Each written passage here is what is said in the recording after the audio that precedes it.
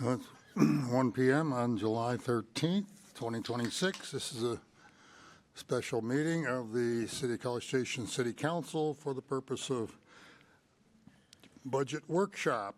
I'm going to turn the floor over to the city manager to make any comments. I think what we agreed yesterday was the first order of business. We would discuss or listen to or hear the presentations and make decisions on outside agencies, and then we will return to our discussion on capital projects from yesterday. So Yes, I see Mr. Kirsten is leaning forward. Just want to comment that certainly is the plan, and I'll let Mary Ellen start us off on outside agencies. You have an order that you're going to take these in, I assume? Of course. Of course you do. We always have And a plan. we'll see if it's the same order I got here. Well, which good luck with that. probably not.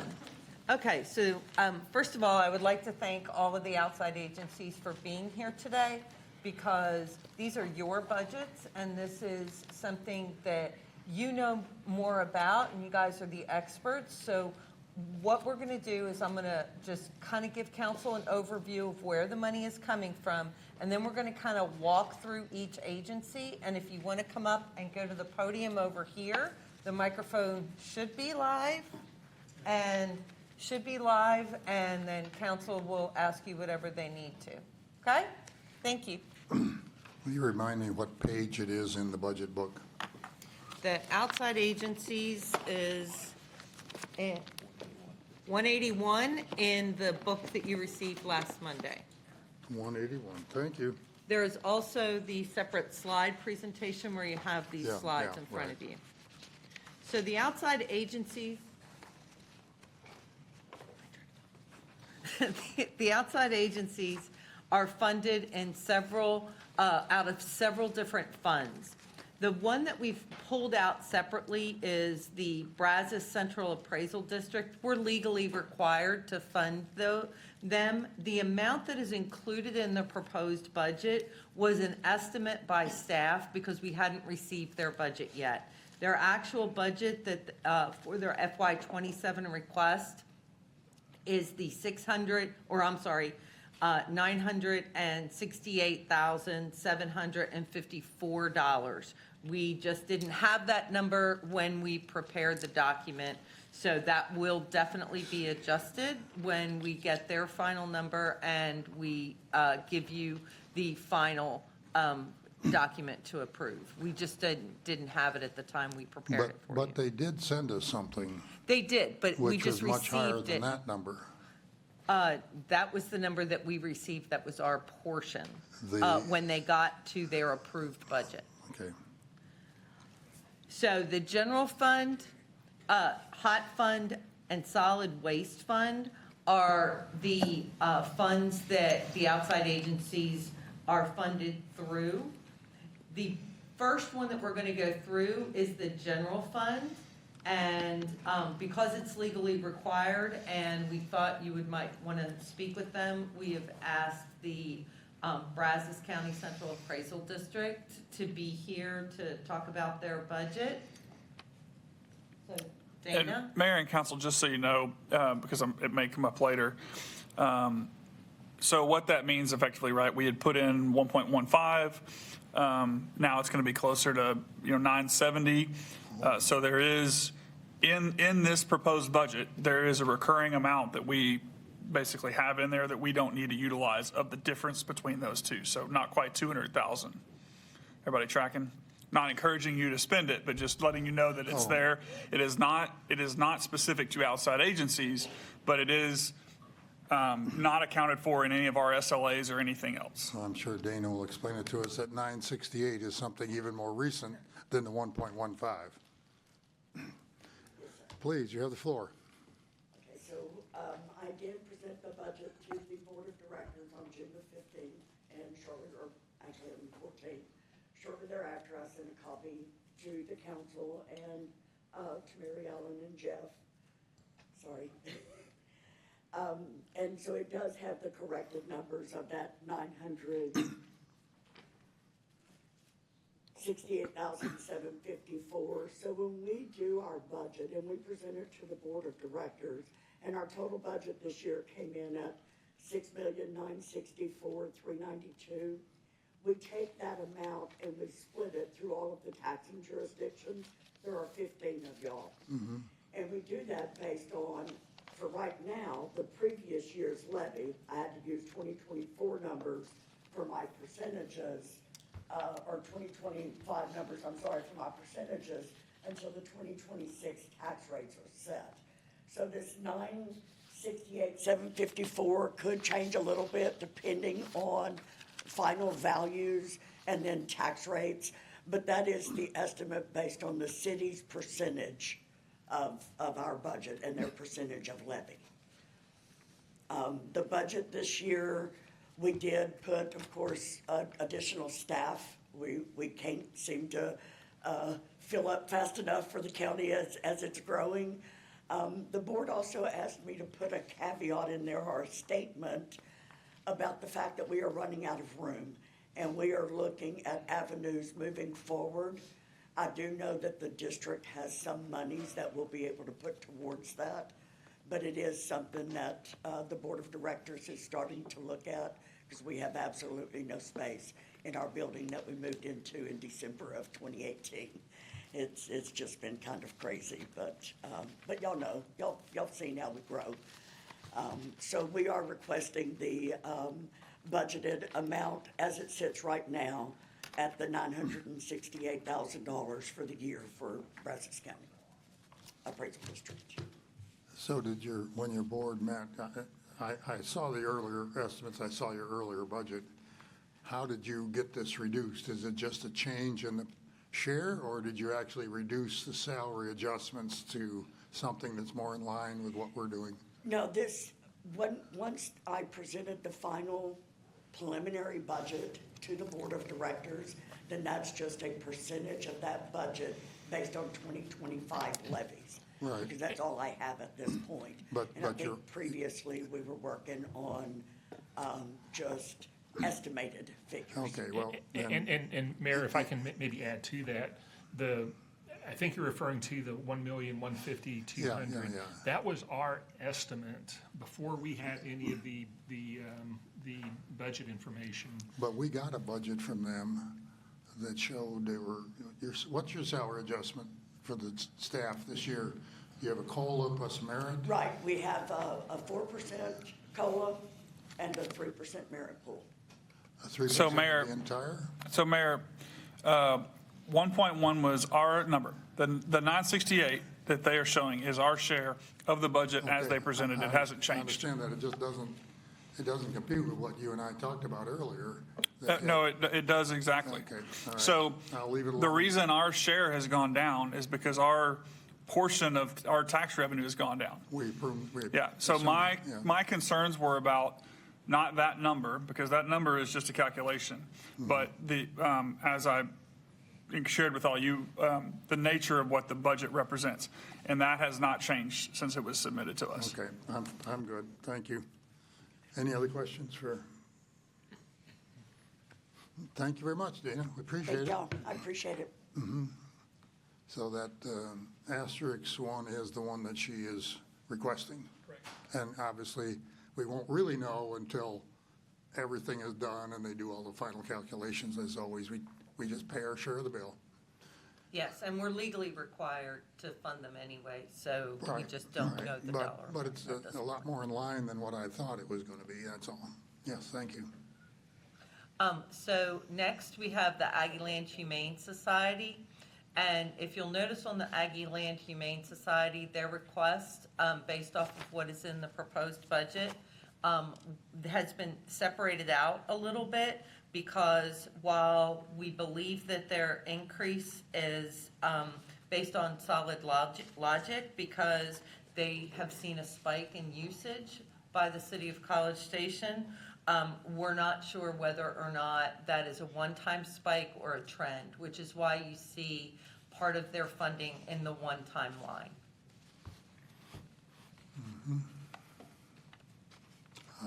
Yes, thank you. I Do they think, wish to, thank you. howdy, everyone. Katrina? Can y'all Welcome. hear me okay, or do I need to lean closer? So thank y'all for having me. A pleasure to see everyone.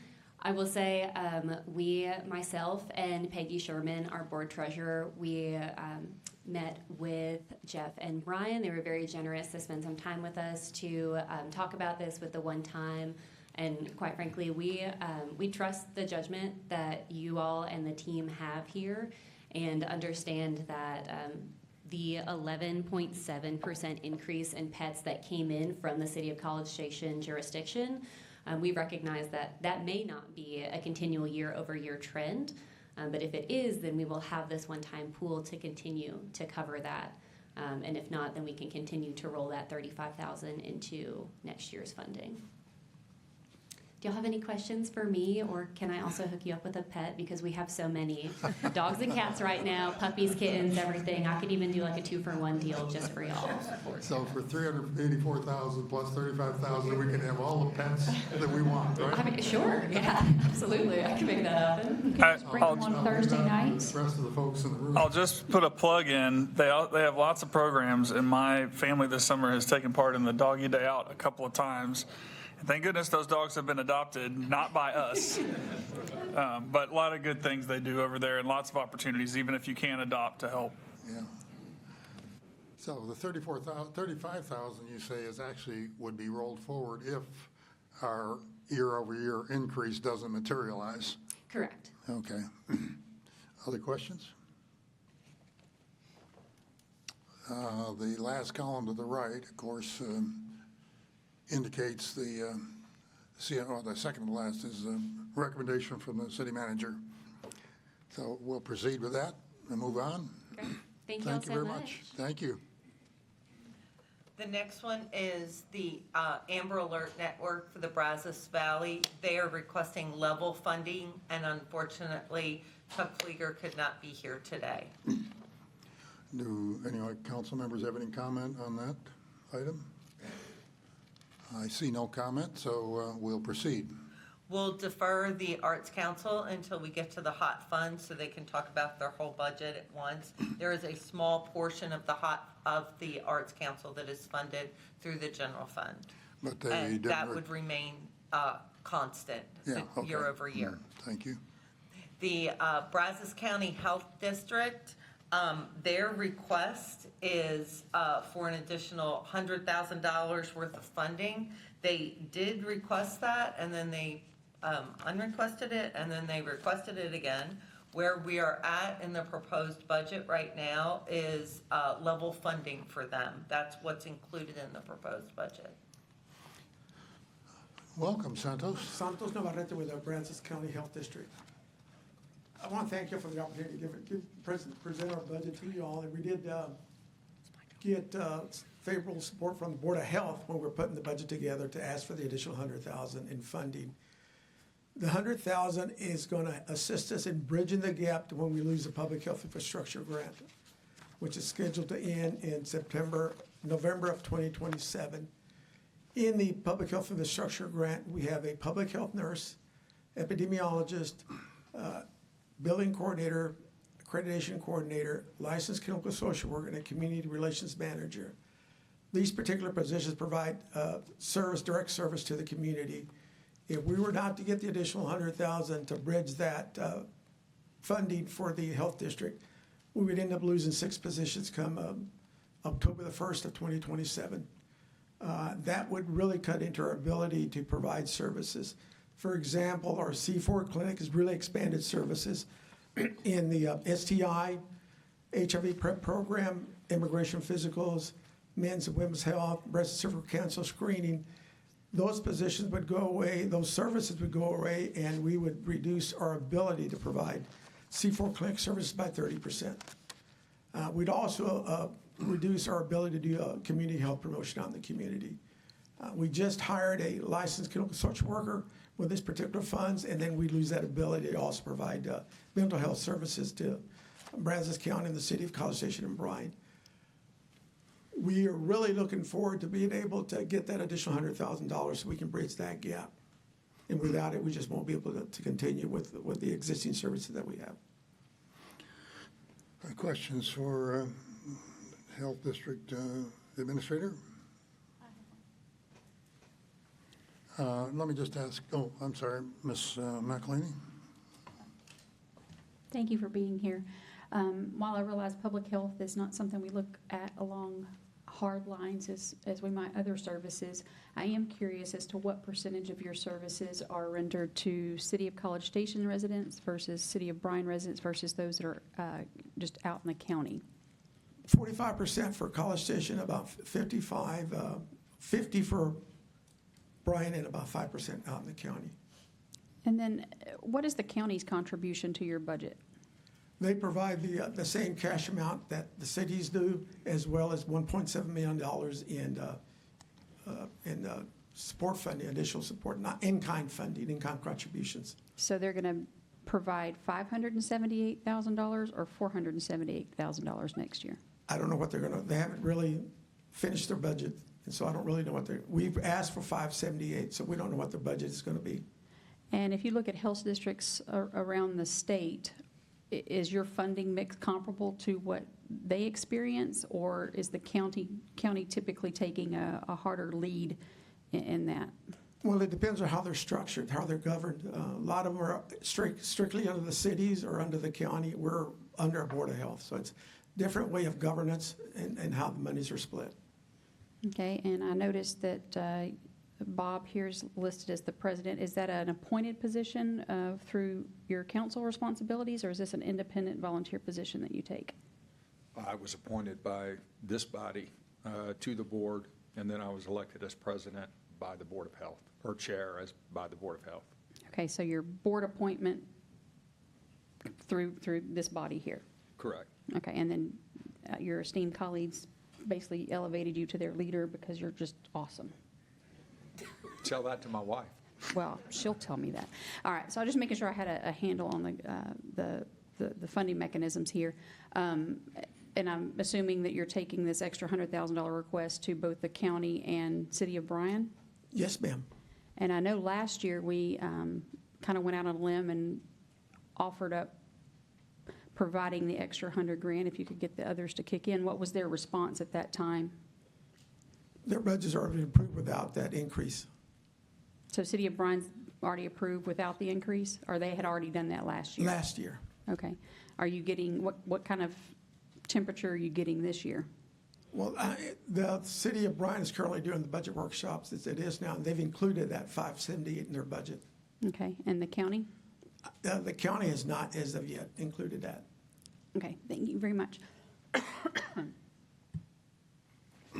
Mr. Schaefer, did you have your hand on the button?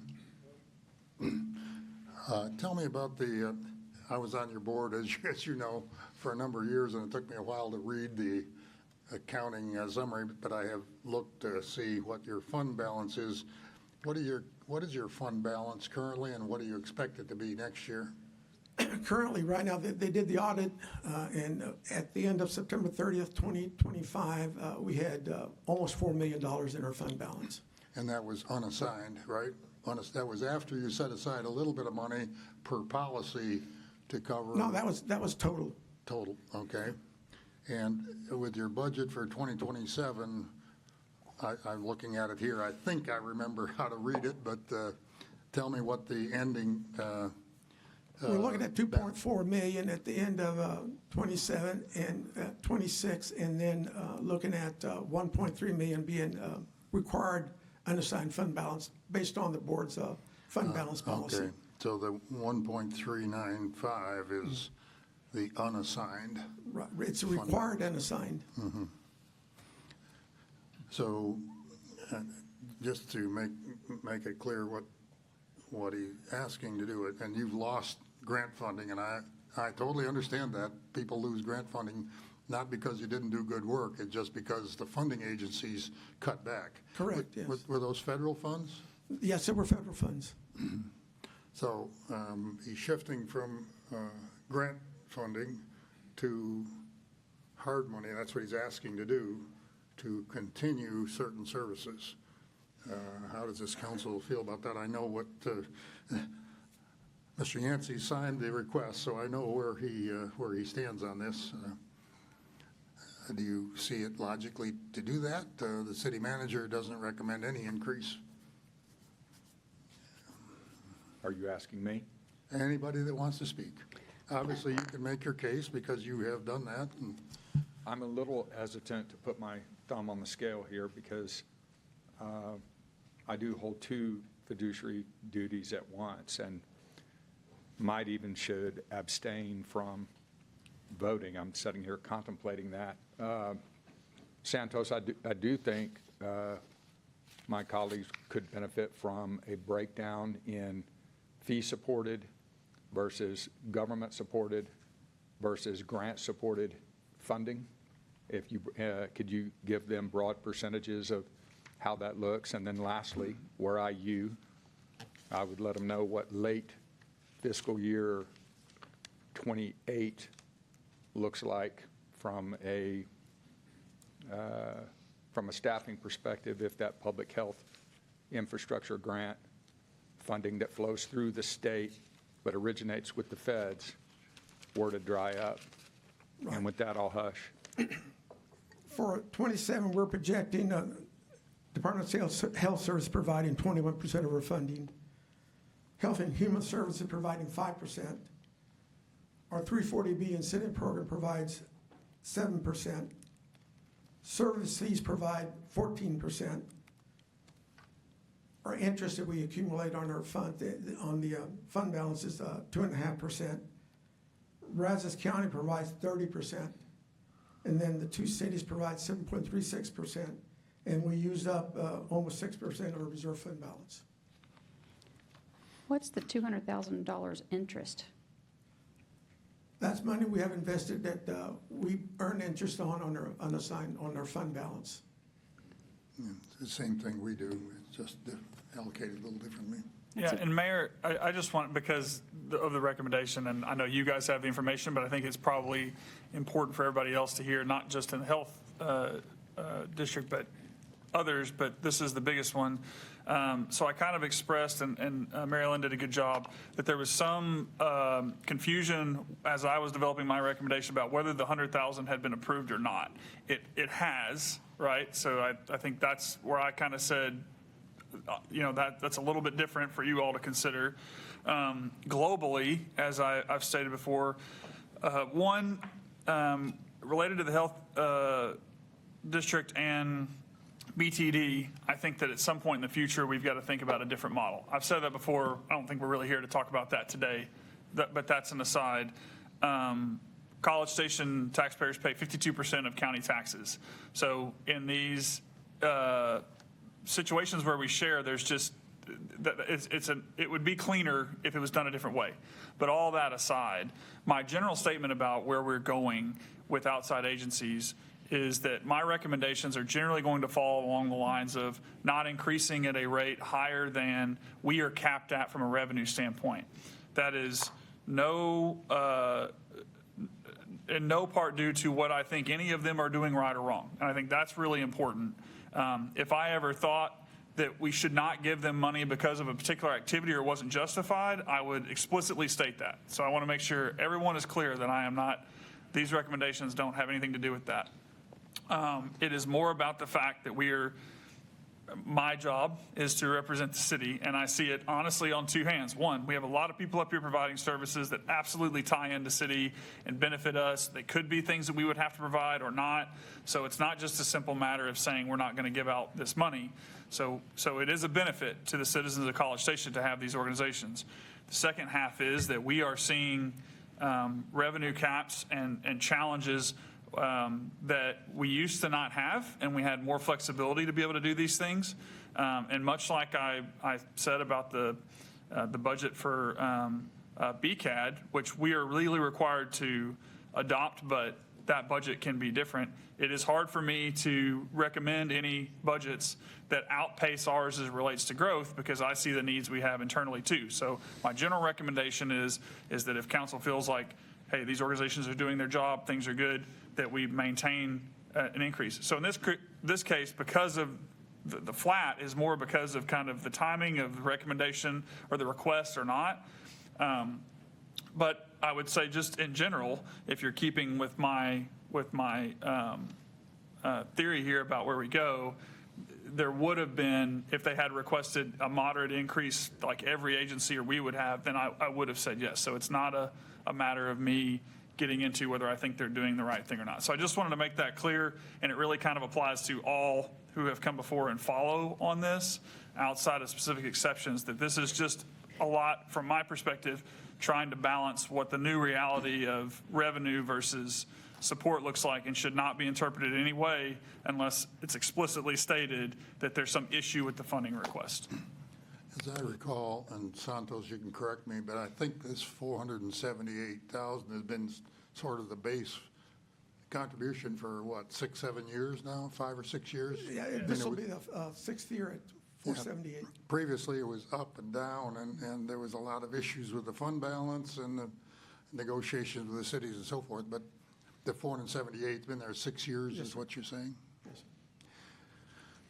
Well, I want, just as one member of council, I guess I could see some, just in the base funding, and I'm really reluctant as a person who's managed soft and hard money budgets before. Everybody's on soft money knows that when the soft money goes away, your job goes away. However, the base operations probably deserve some kind of a consideration for inflation in those base operations, and if that's what you think about, leaving aside the $100,000 hole that he's going to have, or the $300,000 if the other agencies don't contribute,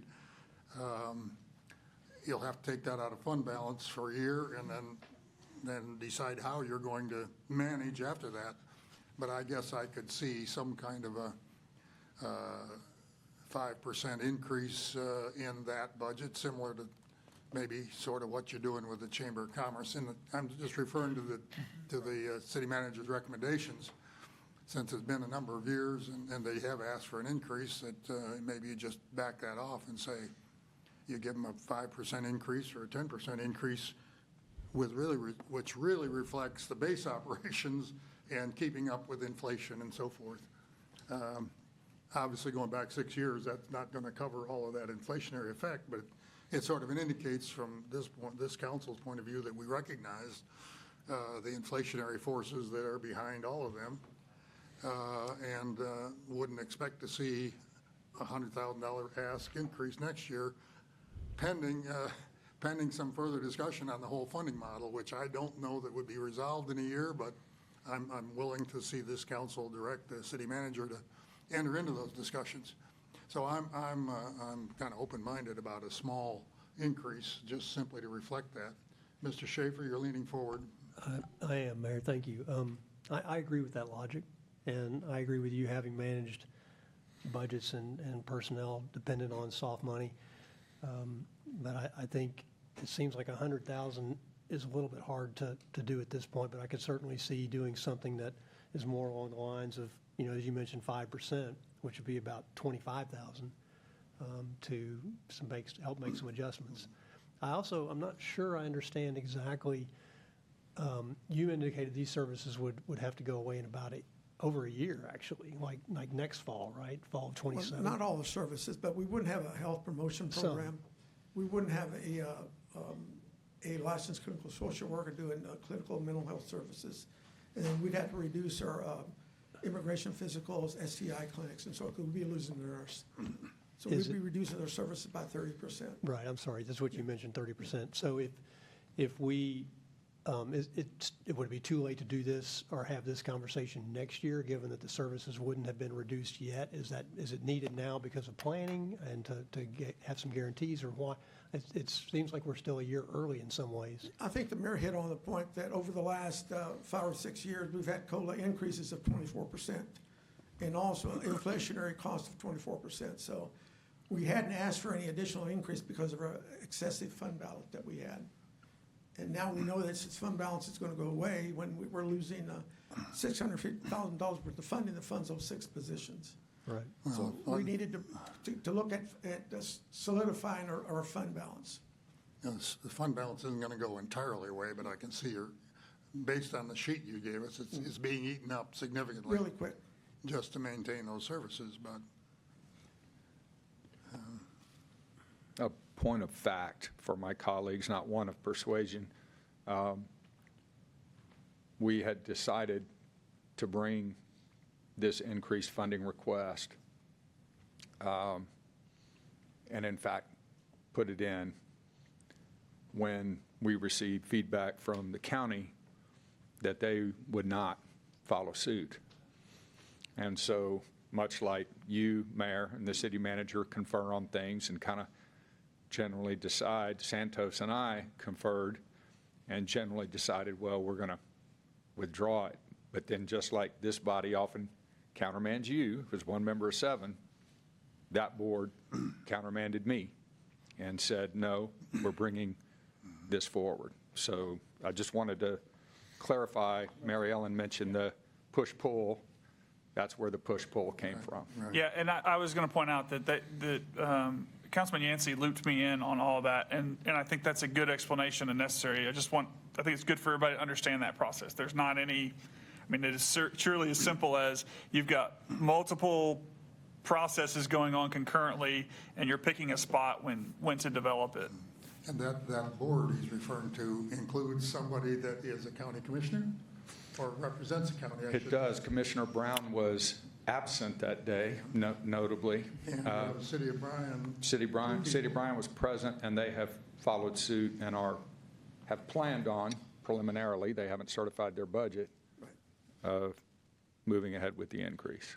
I also should point out, I think I did to you guys in writing, but for everybody to know, last year the council did approve it contingent upon other things, or on the other agencies. The other agencies did not elect to do it, or it wasn't in their budgets. By policy at that time, the contributions had to be the same. That policy, I believe, has changed. So this council. Whose policy are you talking about?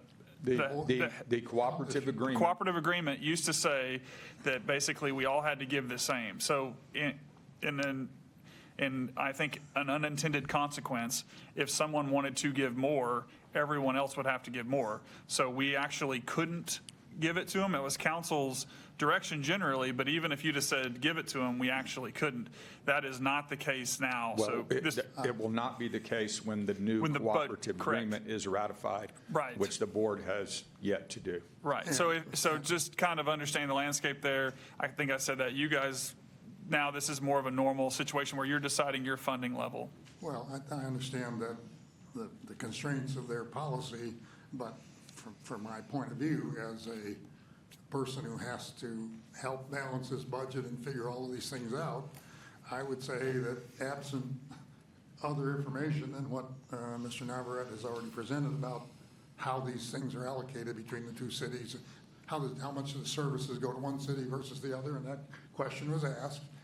I would think that I would not see it logical that we would pay Yeah, I'm not 40% advocating. more than the other two parties to the deal. I would think that would need to be kind of whether they got a policy or not, I would think that Yeah, would be a I'm not guiding advocating principle. one way or the other. I just want everybody to know the I rules of understand. the game. Yeah. Well, I would, absent any other discussion, I would certainly suggest that we do some increase, and I think 5% makes sense, I regardless disagree. of what the other agencies do. I disagree. We have allocated $20 million in our budget to baseball. And we have very few opportunities within our budget to really be there for the most vulnerable members of our community. I know that I'm actually shocked that 45% of the patient base comes out of College Station. I'm inclined to support the $100,000. I'm also familiar with the way soft money works, but it's a little different when you're running a research program or a grant versus providing basic medical services. I can easily find $100,000 out of just this list here to pull and reallocate to basic community health needs. I do completely agree that the structure needs to be addressed, and I really wish the county would take a bigger sense of responsibility here. They're there to serve the whole community, not just College Station, which to me, this is an easy one. This is an opportunity for us to make sure that we can maintain basic level of services. I really feel like long-term, we need a inpatient mental health facility here, and we need to take a stand on health services to show that we're serious about this. Mr. White? So, for my colleagues on council, this is true transparency. I am also appointed by this council to serve on the board. That's true, I'm sorry. So I was in favor of bringing this forward to our entire council at the time. So I just wanted everybody to know that I am appointed to the board, but leadership role is determined within the board and not through my appointment with the council. So I feel obligated that I would like to vote, and I support the increase based off everything that I have learned serving on that board. I did learn just now, did you say Bryan has not had their budget workshops but intend to support the additional 100,000? They're having their budget workshop today. Oh, they and- are having it today. And you haven't heard whether they do support it or do not support it? In communications I got from the city, it was part of their request included in support the 100,000. Perfect, thank you. Any other comments? Yeah, Mr. Smith? Thank you, Mayor. I'm in agreement with Councilperson McElhaney. I believe last year I was one of the supporters of funding, of adding the 100,000 and with the contingency. And I'm still in favor of adding that 100,000. So that's where I'm at. Any other comments? Frankly, I think if we make a commitment, forget the contingency, no matter what I said earlier. Ms. McElhaney makes a plea that basically if the others don't follow, that just means we lead. I believe the public health agenda is a real serious one, and when you mention mental health, if in fact public health district is getting into that area, that's one thing that we have heard and discussed off and on over the last couple of years, and we haven't really got traction as to how to serve that need across the whole community, but it seemed to me public health district is the one that would do that. Any further discussion, I'd be happy to hear it. We really should settle on a number here, what they requested or what the city manager proposed, or Mayor? something in between. So I'll chime back in. I'm not sure if I was kind of in between earlier. I agree with what Melissa has said and my other council members. I think I'm happy to support the entire amount. And you would or would not put a contingency on it? You just say, if the county doesn't do it, don't worry about it, we'll do it ourselves.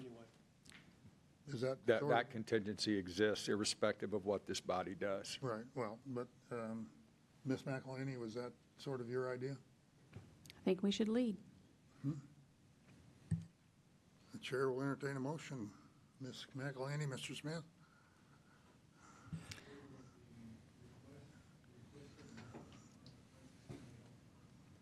The $578,029, right? Without any contingency. Okay, do I hear a second? I got a second. Okay, we got a motion, a second. Any further comments you want to make? Okay, in that case, we'll vote. I assume that's what we're doing, is giving direction back to the budget. All those in favor of the motion for the Brazos County Health Department coming out of the general fund, the full amount that they request, $578,029. All you raise your hand and say aye. Aye. Motion carries. Are you abstaining, Mr. Yancey? Yes, sir, that's an abstention. Okay, all those opposed, didn't see any. I think it carries 6-0 with one abstention. Okay, just again to reiterate, I think Councilman Yancey mentioned it, but as of right now, we can't actually give them the funding until that agreement changes, but we will monitor that. The intent is clear, and obviously you will vote finally on the budget when it's adopted. And just a reminder that while we have a prepared balanced budget and you just added $100,000, because we are still net to the good, that one change at this point doesn't require any offset. Okay. But pretty soon, if we do any more of this, we're going to have to cut something else. It could be. Well, It could be. You guys keep track of that. We got a running balance. Okay. Thank you, Mr. Navarrete. I think you have received the increase that you were hoping for, and we'll move on. Next item. So the next outside agency is the Greater Brazos Valley Partnership. They're requesting level funding. Okay, Mr. Johnson?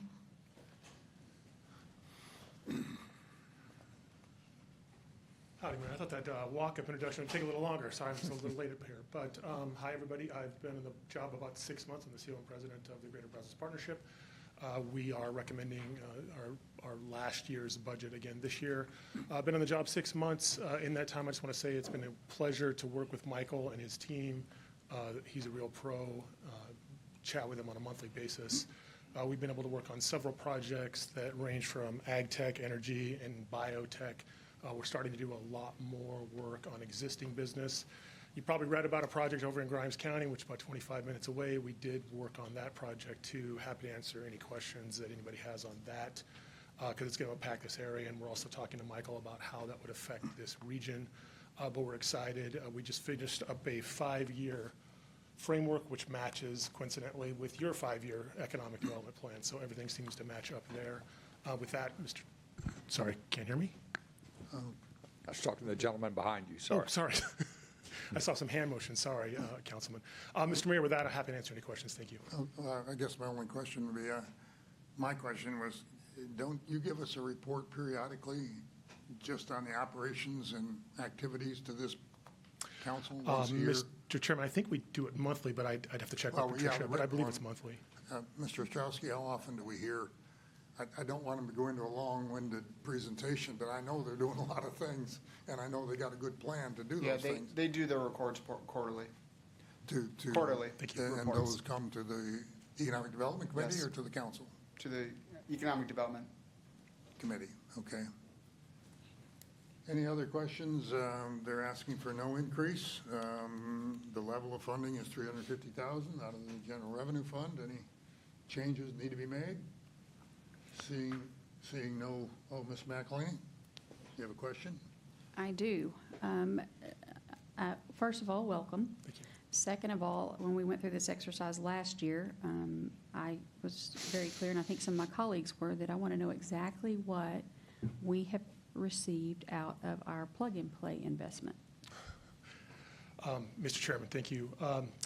Again, been here 6 months. As I've been evaluating the plug-and-play contract, I guess I would say that I would characterize my feelings about that contract as it has not been something that I think we have felt that has been delivering to both the partnership, to Texas A&M, and to both of the cities. So I'm inclined to, I guess, be, Madam Councilwoman, as critical of that as maybe you were last year, although I wasn't here to hear your comments, but we are certainly looking at that contract right now, as I know y'all are doing as well.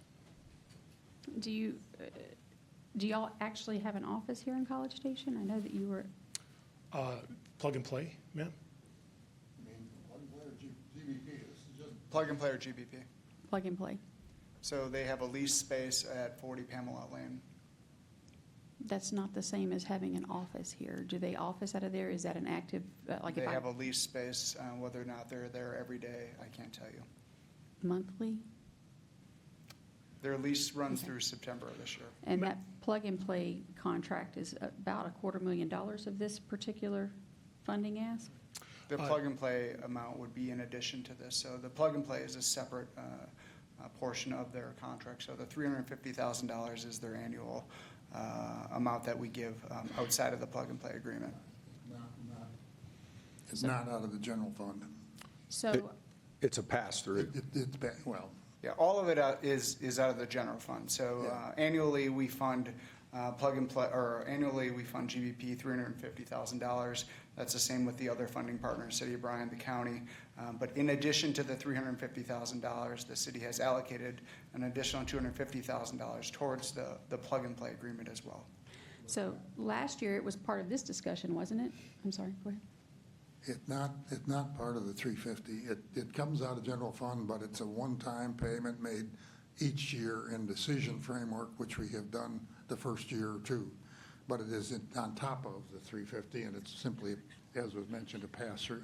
So the 350 is their basic operating, what they do as an economic development group, separate from the plug-and-play agenda, although they oversee and help implement plug-and-play, but that's a separate amount of money that we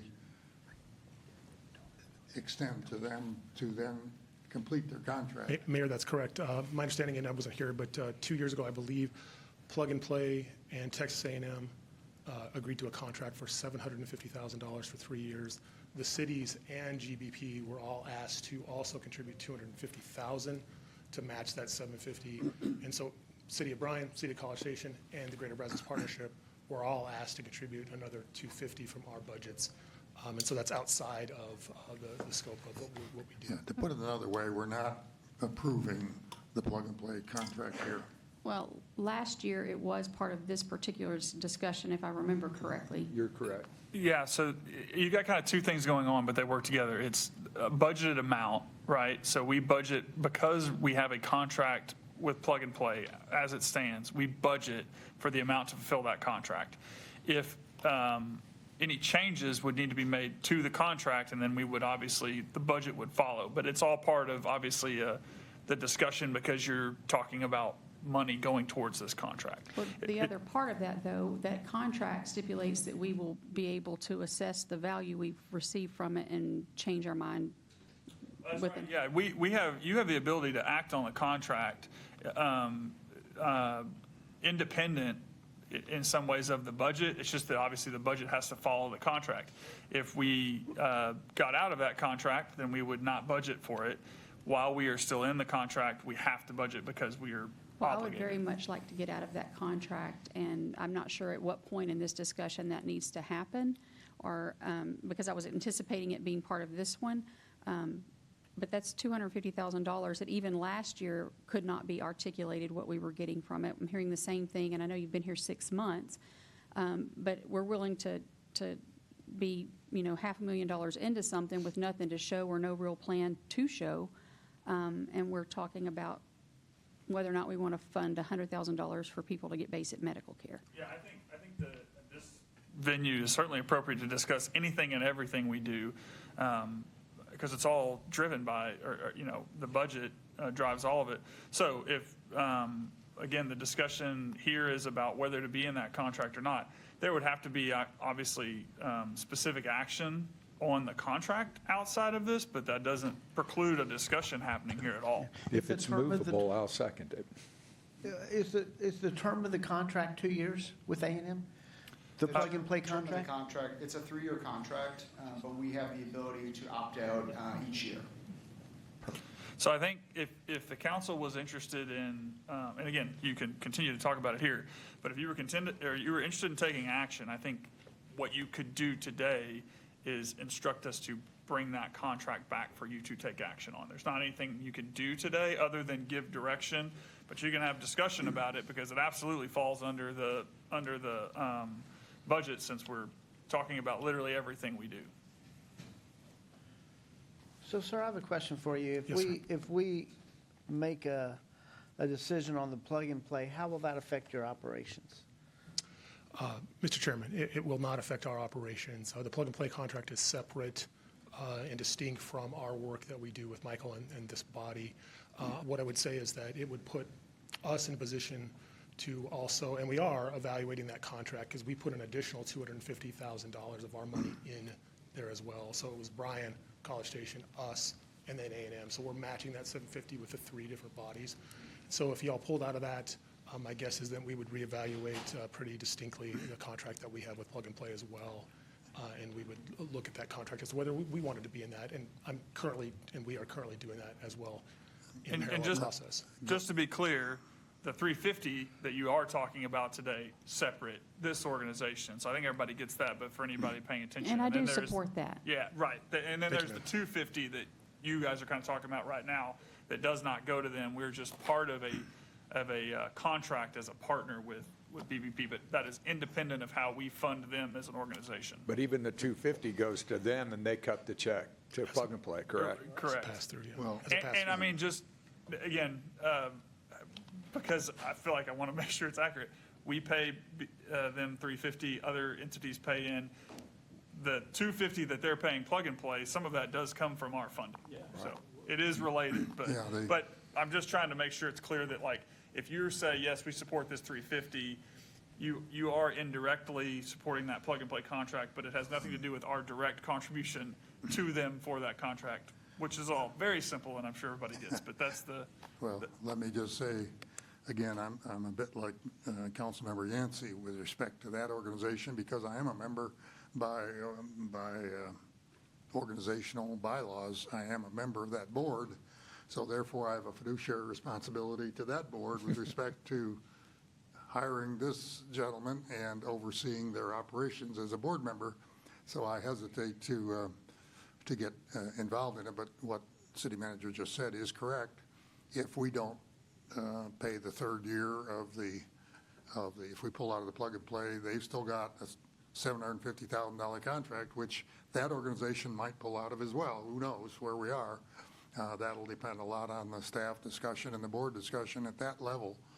Or they will have to come up with another $250,000 out of their resources, fund balance or whatever, to make up for what the city of College Station doesn't provide. But that is a separate discussion.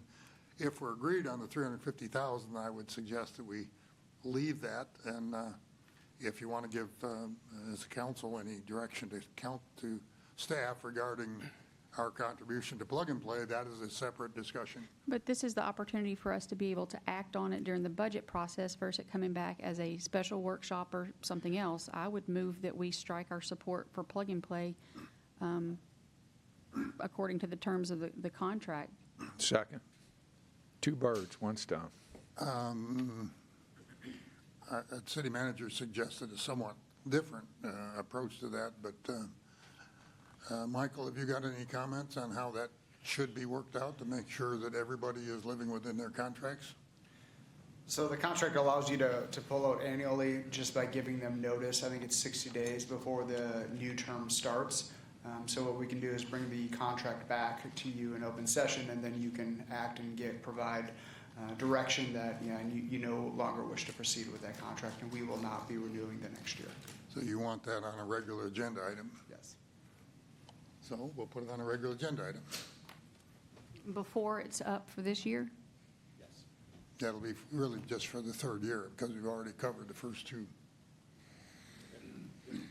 Yeah, and I'd say it'd be similar just to anything else we do today. You're not actually doing anything but giving us direction until you vote on the budget. So this being a budget-related item but separate, if it's the council's will to look at that agreement, or even if you say we want to get out of it, then we will bring it back for you to consider officially. Okay.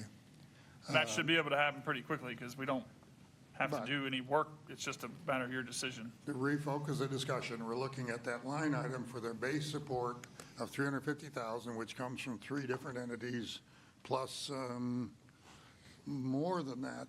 I mean, the university can, four different entities put $350 in, but then you've got the investors group, which provides about an equal amount to that, correct?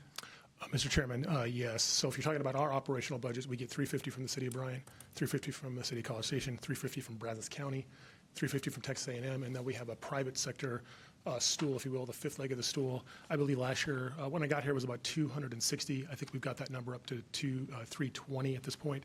It's supposed to be the same level as this. So my goal is in the next couple months to get that to 350 so it matches all the other funding sources. And Mayor, if I could just real quick, I've run an incubator before. I've run several incubators in my career, and I've done accelerators as well. So even if you cut the contract with Plug and Play, I've told Michael, you can rest assured that we are going to continue to work on your behalf and for entrepreneurship, and you still are going to get the level of service that you need from us in terms of helping folks start companies in the region. Just want to make sure I give you that comment. Thank you. Okay, are we good? Ms. McElhaney, I think you said you're good with the 350. So we're going to leave the 350 in there as direction to staff to keep included and move on. I think the other discussion we'll have at a later time. Thank you, everybody. Thank you. Mary Ellen, next one. Next, we have the Chamber of Commerce. The Chamber of Commerce has requested an increase for the first time in multiple years. And what what the city manager has included in the budget is an 11% increase, because they haven't asked for an increase in prior years, but it's not the total funding request. Okay, any comments on this one? They're requesting $35,000 and $10,000. Mr. Brewer. What is your name again? Are you Not the mayor? Hickman, Brewer. Mr. Brewer, Mr. He's new Brewer. on the job. Touche. Yeah, okay, I'm sorry. You and I go back and forth on this. Mr. Brewer, you have the floor. Well, howdy, as I'm required to say. Honorable council, staff, thank you for allowing me to dry off in here for a few minutes. One thing that I wanted to say about our increase, and those comments have all been correct. We went back to look, we're at least 13 years from requesting an increase. We actually went back through our accounting records. Our current accounting program went back to 2012, 2013, and so we stopped. If we were going to go back farther than that, we would have to, find a legacy program and see. But in 2012, 2013, when the chamber requested the $25,000, back in those days, some of you will remember, until the last couple of years, our money was funded through the hot money.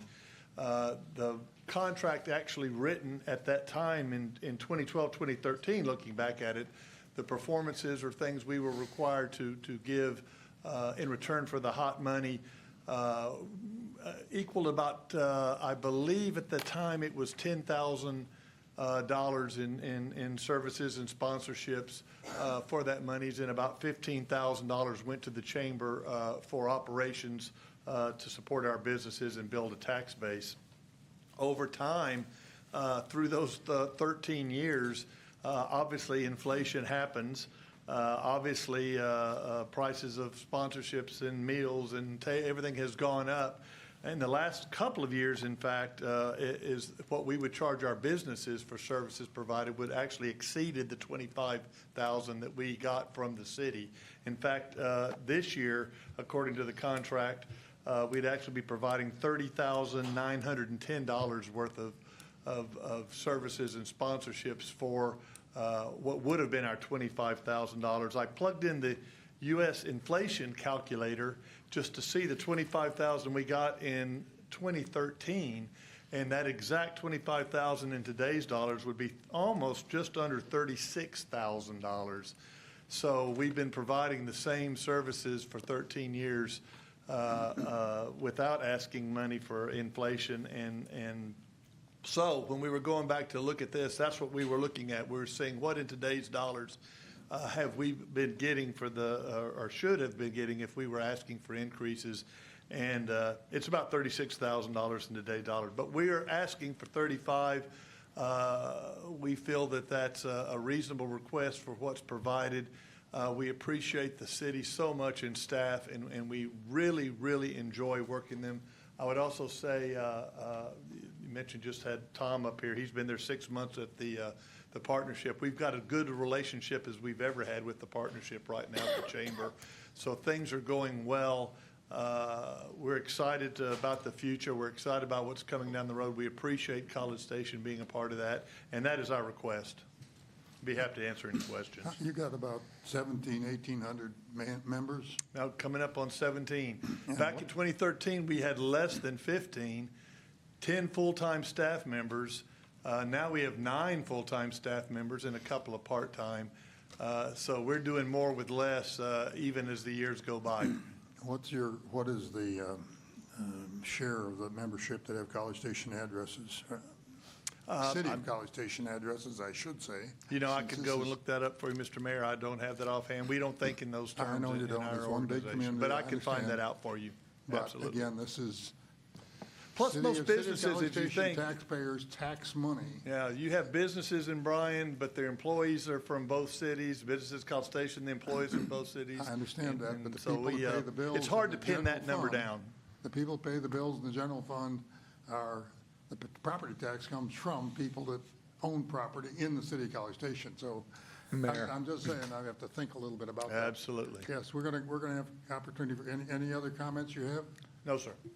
Mr. Yancey? I'd offer to my esteemed mayor that the city of College Station, and only the city of College Station, with 3 elected representatives in Washington, D.C., received much more than $35,000 worth of legislative advocacy and exposure to those folks. And I would be wholeheartedly in support of the full amount requested.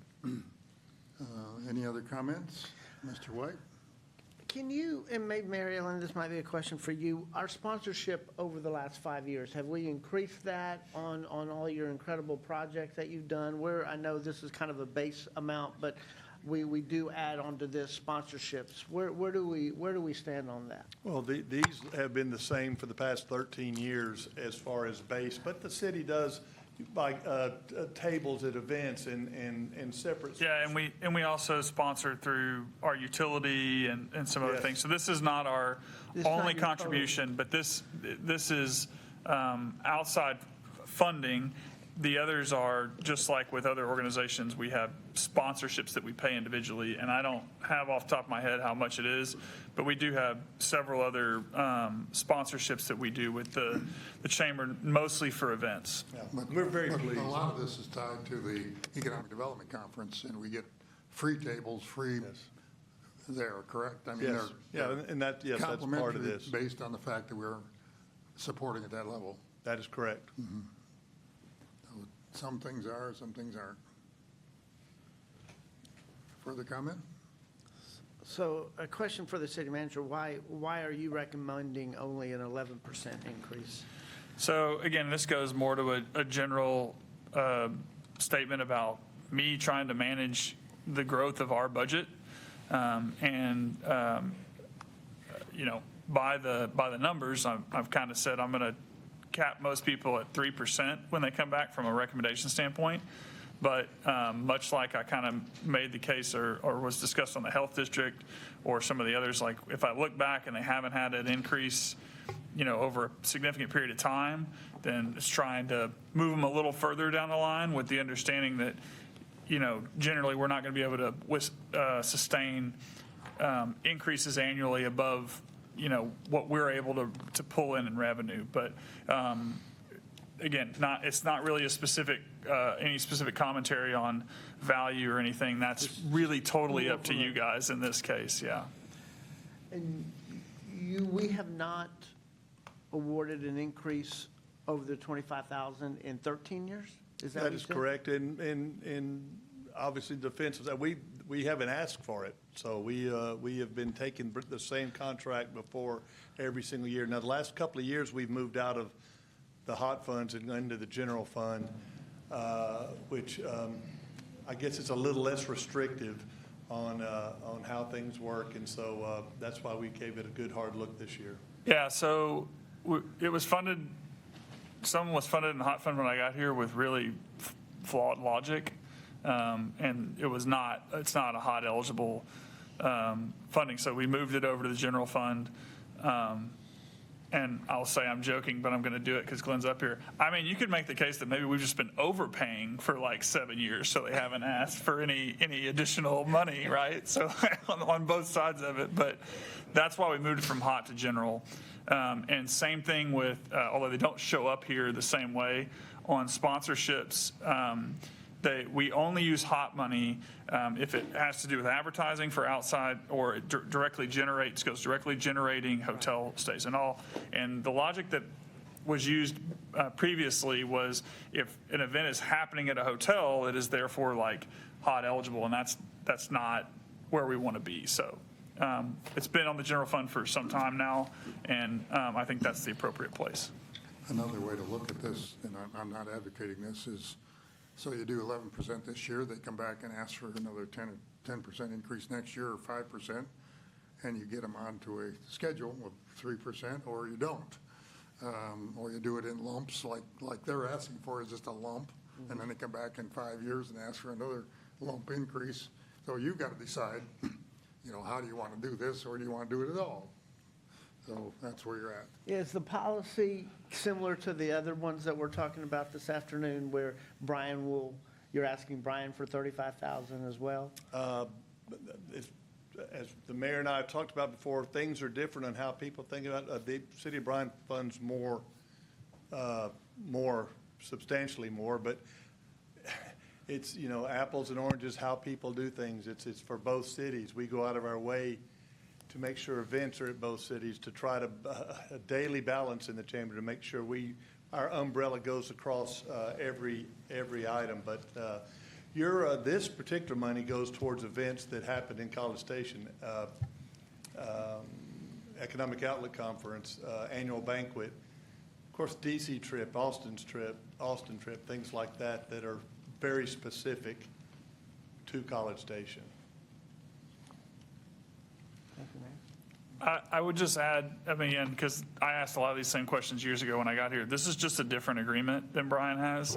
I don't know if this is true. Maybe Glenn could say. I think this is your single largest contribution, right?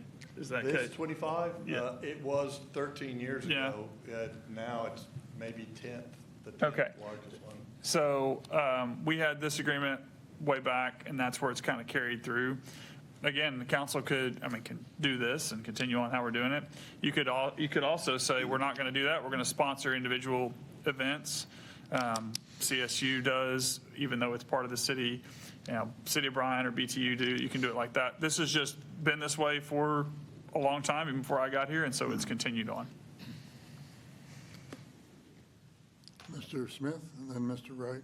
I like the idea of setting some constraints based on the constraints that are placed on us. And I don't know, I'd like for us to work towards getting there, and maybe there's not been an increase in 6 years, so maybe we do more than 3% this time, but work towards setting a cap there so that we basically don't, we will get to the point where we just can't do more.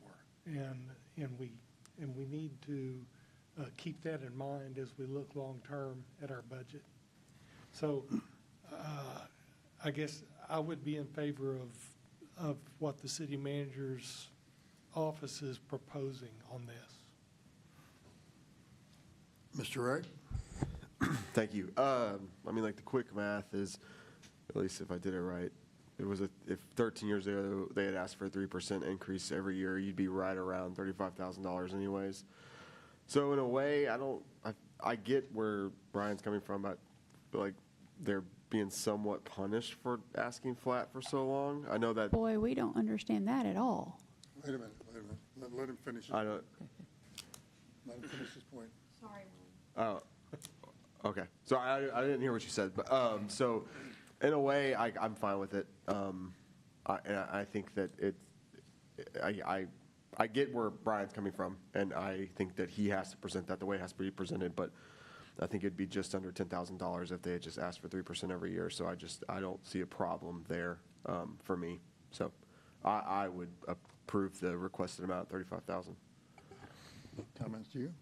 Sorry, my inappropriate outburst. You budget efficiently and you do things well. When it's time to play catch up, sometimes it's hard. I try to look at the value different organizations bring to the citizens as a whole and the city as a whole, and I don't think anyone can argue that the chamber brings value to our community. It does a lot from where I sit, it does a lot to bridge that gap that sometimes grows between Bryan and College Station. So I'm with William and Bob on this. I think that we should catch up and then tell you in the future, be more timely in your request. We may not do this again. And Mr. Schaefer, did you have any more comments? Yeah, my initial reaction listening to Mr. Brewer was that it makes sense to do this catch up all at once, I guess. And having listened to my fellow council members, I'm going to stay with that. So I'm okay to go ahead and honor the entire ask this year. Any other comments before we indicate what we're going to do? I think we probably better take a vote on this one since there is a number there that is an increase to give staff direction to implement in the budget. So Chair will take a motion from, I think, you Yeah, I'll move to approve the $35,000 funding request. Second? I have a motion and a second. Any further discussion? If not, all those in favor of the motion to award the $35,000 number, which is what they requested from the Chamber of Commerce, all those in favor say aye. Aye. Opposed? Motion carries unanimously. So the direction to council is to put $35,000 in for the Chamber of Commerce, right? I I'm voted sorry. no. What? Mark voted no. Oh, you voted no, I'm sorry. I didn't hear you. So any other no's? Okay, it's carried 6-1. Carried 6-1. We're good. There you go. Thank you, Mr. Brewer. Next one? So the last outside agency that we have for the general fund is the Brazos Transit District. They are requesting level funding. Hello, Joe. Hi, thank you, Mayor and Council. Let me also say I'm on their board by requirement as well. Yes, So I've we got are, a fiduciary responsibility from both sides. we are not requesting an increase this year, but I did want to go over some of the ridership information because I know that's been a topic from council meetings before. Can you raise your mic, please, ma'am? Can you hear me? Yes, now. Okay. So we do report quarterly ridership reports to the city of College Station, and you have one that is due at the end of this month. I have it prepared. There is a 12% increase from the previous quarter, and I always like to look at the year prior to, because quarter to quarter can be kind of different, just looking at different service days or, holidays or any kind of construction that's going on. So going back year to year, I like to have that number as well. And from the April 1st through the June 30th, from this quarter compared to the same quarter last year, there was a 5% increase. So ridership is... Ridership you're talking about, right? Yes, sir. Ridership, yeah, Mhm. okay. And that's just for the city of College Station. That does not include any of the routes in Bryan. That is just specifically College Station. But with that, I will answer any questions that you have. Questions for Ms. What, Marlowe? what does that 5% increase equate to number-wise?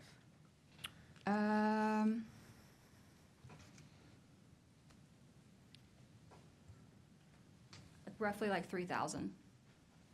Thank you. Any other questions?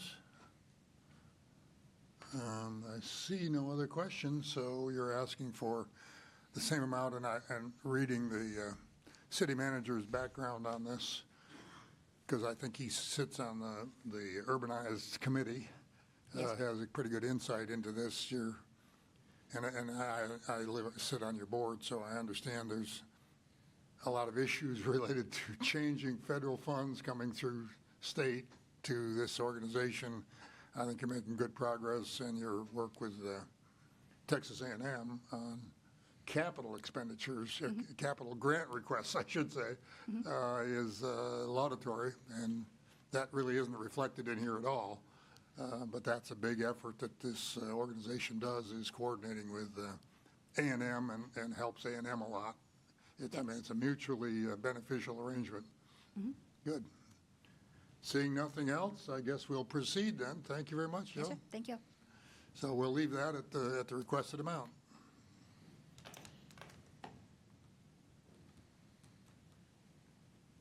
So out of the HOT fund, the majority of the Arts Council funding comes out of there. The Arts Council requested a total of $632,370 out of the HOT fund, and what is included in the proposed budget is a 3% increase totaling $600,908.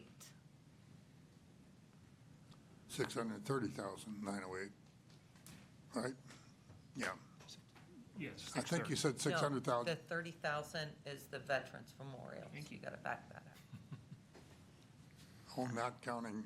Yeah, oh, not counting I'm that. sorry, yes. You're right, I apologize. I did the same You thing. you caught me, you caught me.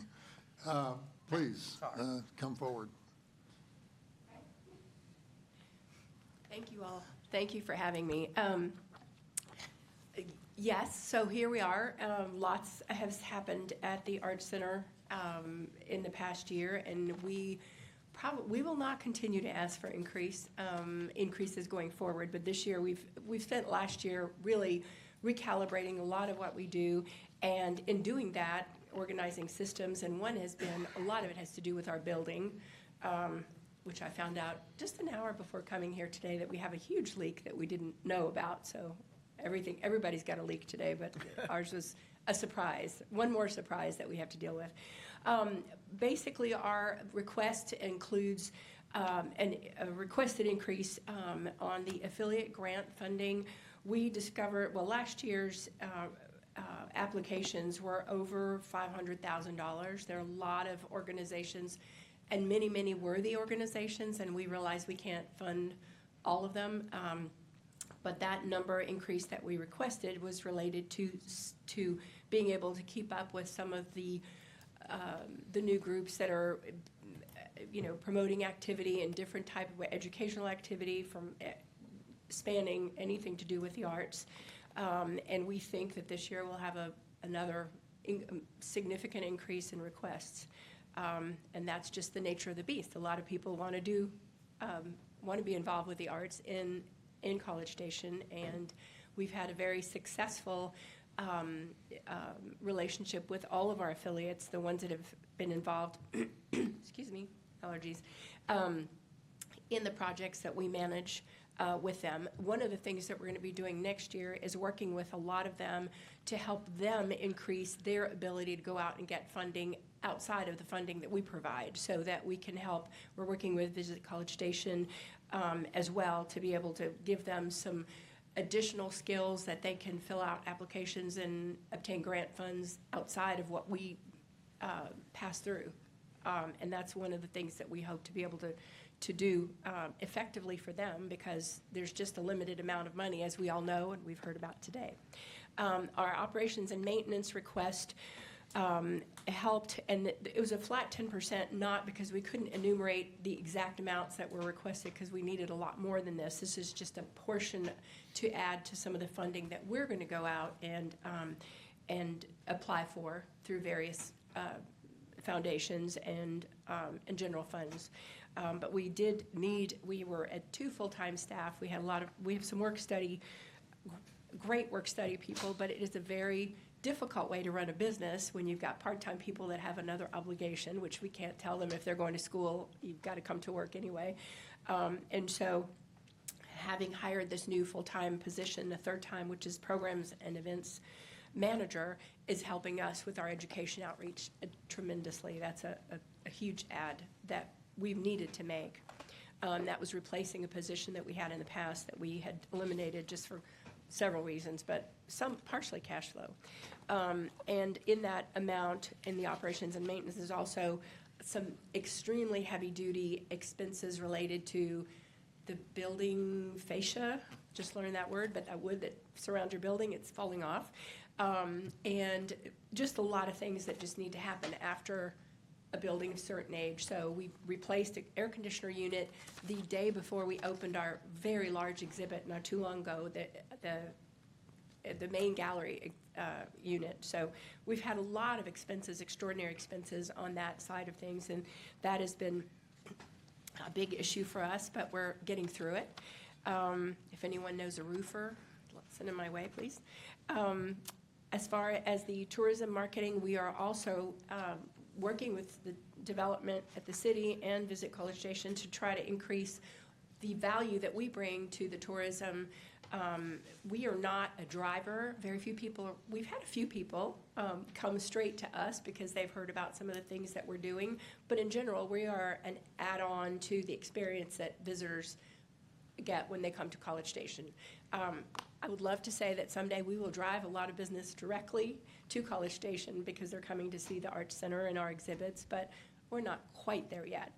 And then as far as public art, again, ongoing, we have, in this past year, established 2 new collaborations with nationally recognized art institutions. The National Gallery, we're working with them on a couple of projects, and the Amon Carter.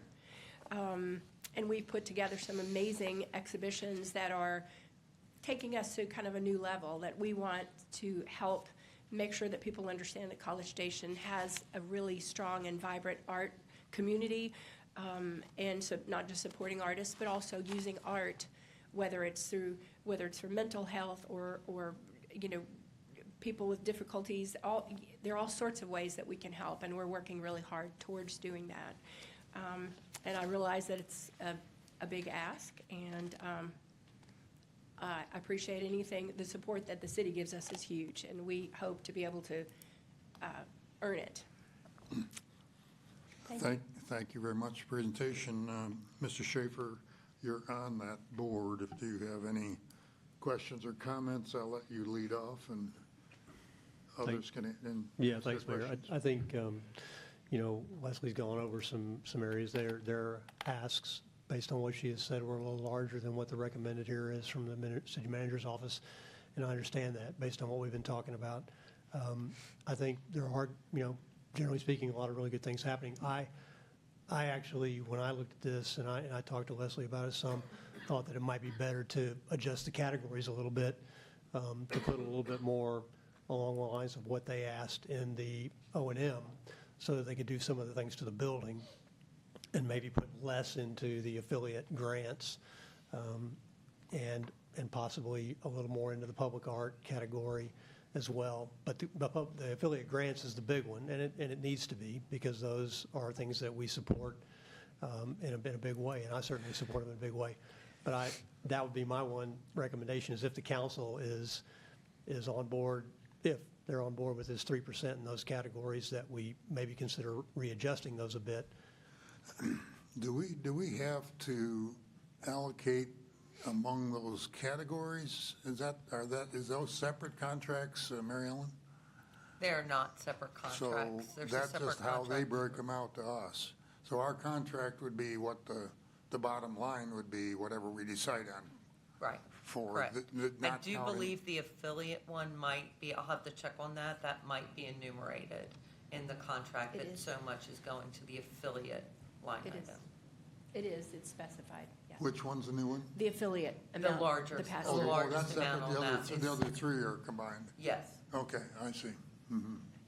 Yeah, the rest of it, I think the intent is just that the money kind of is accounted for and used in the way that's presented, less than hard and fast lines. But for you all and for the public, as Councilman Schaefer was saying, if it was a matter of moving one to the other because of specific things, then that just helps to communicate the point. So, quite often in that contract for the second one, you put in something like the agency can move 10% between lines within this and without asking permission. Right, and I would say my general experience with all our outside folks is, and maybe the Arts Center in the past too, if something comes up, then they're coordinating with us. Again, we have a representative on the board, but I'll normally talk to them, and then we can, make sure that council's generally okay with it. But we haven't seen anybody really color outside the lines too much, no pun intended. Mm-hmm. Coloring outside the line. That's pretty good pun. Okay, other questions? Yes, Mr. Yancey? Thank you, Mayor. I'll lead with the headline. I'm going to ask some tough questions, but I will be there for you minimally on the city manager's recommendation on funding. But I'm trying to, for 3 years now, understand the Arts Council. When did the move away from tangible public art towards this affiliate program where, correct me if I'm wrong, you are kind of acting comparatively like a United Way, and you're acting as a clearinghouse for arts pass-throughs or distributions to other places, many of them, perhaps most of them, outside College Station. Do I have any of that wrong? Just the end part. So I'm not sure when the pass-through affiliate funding initiated, certainly well before my time. But all of the affiliates that we fund through this affiliate, the Hot Funds, are all College Station based. They are. Every single one of them, yes. That is part of the criteria. The grant, when we do the grant panels, we grill pretty hard. If you are a musical organization and you have 3 concerts in another area, sorry, we prorate it. It is very specific. And our panel does a great job. And council member, just to your point, it predates me that it works this way. My understanding is that councils at the time felt like it was better left to an independent body than for them to be individually deciding on who to give these grants to, which probably steered it away from things that I think you're kind of talking about that you would probably see happen more. I was also going to point out that what you said was true at a point.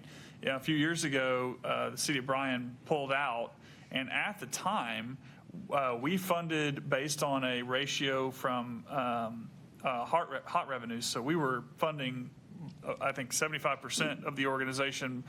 Bryan wasn't. A lot of the affiliate grants that were going on that point, a disproportionate amount, were going into Bryan. And we just all allowed that, basically, hey, community. As we transitioned out of that, I think there was a 1 or 2 year period where basically we said, hey, we understand we can't just turn this off to everyone right away, but the transition was this needs to go to College Station folks. So initially, when we funded it on our own, there were people funded outside of the city. Right. I guess where I'm at as one member of council is I think the Arts Center, not the Arts Council, should be more about sculpture and music and murals. Tangible things that we see and hear throughout our community. For example, Northgate. Veterans Park is, I think Commander Beachy's on to the War of 1812 out there. It is a wonderful asset to the community, but what about Northgate? What about years past where we'd drive around town and we'd see tangible public art, sculpture, really neat stuff, Now, we're taking those dollars and rather than resulting in sculpture, music events out at Wolf Pen Creek or murals or statues in Northgate, we're taking those dollars and we're passing them out to, and I'm sure those are heartwarming, awesome affiliate programs. But how do I, as one member of council, get you guys to, how can we shift from $403,000 in affiliate programs to only $83,000 in public support? How can some of that money shift down? Is that you, or is that your board, or is it all the above? Talk to me. Okay, well, I think Scott probably can weigh in on that as well, because he sat on the committee. So the affiliate, because it is a separate dedicated item listed, so we support the symphony, the ballet, the major arts organizations that you said, music, et cetera. So as far as the public art, murals, sculptures, it's not that we're not doing that at the moment. We have refocused to try to drive people.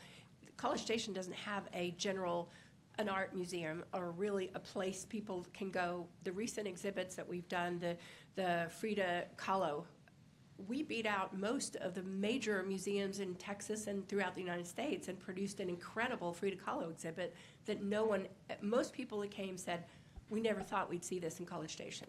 Which is public art, by the way. That's at the center, and the public is available.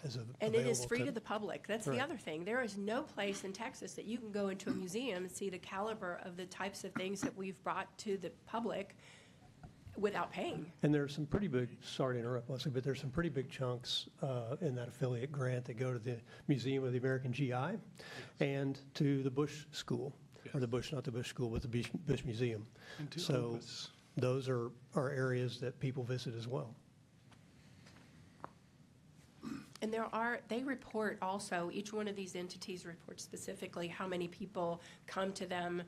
And again, it's tourist money, so we have to be able to, for us to just say, we're going to put a sculpture here or a mural here, we're just guessing that people are going to see it. So that's why the public art component, we're working on a program right now, a proposal to put together program for arts in the parks, and that we're going to work with the park department and at least propose that, which is less expensive than sculptures and lasts longer than murals. Murals have a short lifespan. But we are looking at all types of opportunities to be able to do that, to make art accessible to everybody. So Will you that do that in Northgate? Can you commit to focusing on Northgate for us? we are very focused on Northgate. We're waiting on a final proposal on the location, but the sculpture, the I Love It Robert L. Keane sculpture, is in the works now with a anticipated spring opening. So we're working on that. And many locations, one of the things that the program we're trying to put together now has to do with being able to put art out in the community where people can see it at a reasonable cost with low maintenance, because some of these things are it's great to talk about, sculptures and murals, but they're very expensive to produce in some ways and very expensive to maintain. So we're trying to come up with things that are creative that will get the community involved and give them access. Just putting those panels that we put on the outside of our building in the last year has gotten so much reaction. It's been great because people now can interact with, they're like, oh, I know what that is, or I really feel comfortable. And there's I think I mentioned this when I first arrived, people would come in our building and just look around and say, well, what exactly do you do here? What is in here? And now they come in because they're coming to see exhibitions. Our recent exhibit called Into the Woods was amazing. Our visitorship has gone crazy because people are coming to see us and see exhibitions that they would never get to see anywhere in the Brazos Valley. And it's all happening in College Station, which is the exciting part, is that we're kind of leading the pack there. Leslie, we talked about an art in parks at one time too. Yes. Can you talk a little bit about that? So we've just gotten numbers on how to do this, but the idea is to create, similar to the panels that we have outside of our building, which that was kind of a test to see how that would work, but we can produce replicas, let's say, of artworks, whether it's the Mona Lisa or the Girl with the Pearl Earring or a Picasso, and have them installed in panels that we would like to do kind of an art walk that is a traveling exhibit that can be moved from one location to the other very inexpensively, very low maintenance. It's a really cool project that could go from this park. You could have a Renaissance theme, or you could have an Audubon. You could replicate all these Audubons, and people can read about them. You can use it for selfies. You could do whatever, but they would stand next to a panel or be able to see the panel, the Mona Lisa, for example, and behind it would say who the artist was, how long it took him to paint it, what the actual size of the piece is, who owns it, why does France own it when he was Italian, that sort of thing, so that people can actually engage just like they would go to a building. They're going to do this in the parks. And the cool thing about it is that you could scale it. It's not expensive. You could do it thematically. You could do, and it could respond to all sorts of other things that are happening. It's a really cool program, and we've gotten the numbers down to where it's super reasonable, and I think could also put College Station on the map as far as being so art-friendly, and that people can walk through a park and learn something and enjoy something beautiful and learn. I think everybody would really enjoy it more than looking at something that doesn't have there's no interaction. It's great for kids, too. Both the city manager and Ms. Boland said that all of the affiliates predated them. Well, it didn't predate me, and I think most everything, I think only Mr. Beachy probably has a date that's older than mine. Just to add a little context, that the Arts Council, when it was a council, the whole idea was it represented the member organization. So the affiliate category existed in the 90s. And when the city used hot tax to fund that, so the affiliate part has been around for as long as the Arts Council has been. My recollection is that, and maybe Mr. Beachy can add more to this, a lot of the public art pieces you see around the community were donated through the Arts Council to the city, but the Arts Council had some responsibility for adjudicating and defining and helping with the location and those sorts of things. So a lot of the pieces were paid for outside of Arts Council funds or even city funds in many cases, except for maybe the siting and the foundation and that sort of thing. So that's probably the shift that's occurred, particularly recently, from Arts Council to Arts Center, with Ms. Boland's interest in activating, if that's the best word I can say, the whole energy of the Arts Center as a place to understand and recognize what the gallery is and those sorts of things, but that does not mean that we don't do, or they don't do, the affiliate program in addition. But the Arts Center has, I think, evolved with your board as somewhat different than the original Arts Council, which really was driven by the members. How many members do you have now in the Arts Center? There's actually affiliate. How many affiliates do you have? Membership. Oh, affiliates, we have right at 50. We just got our most recent 50 affiliates. Okay. And they range from everything from the quilters who come on Tuesdays and quilt to the symphony, the ballet, but they've got to be an affiliate to submit a proposal. Correct. To get funding out of that $375,000 you had last year, which you said you got about $500,000 in proposals, right? Right. And Frank? we'll have more this year. I mean, it is growing. There are a lot, the good news is that this is a very philanthropic community, and there are a lot of amazing causes. And one of the things we started this last year, we've started an affiliate program that is not, typically our affiliates are all either art, history, or cultural organizations. And we have a community affiliate component now that is not, they can't apply for these because these are the art grants, but we do other things to help them where we can. We do blood drives for the Red Cross because if you come and visit a museum, your blood pressure drops and you can give more blood.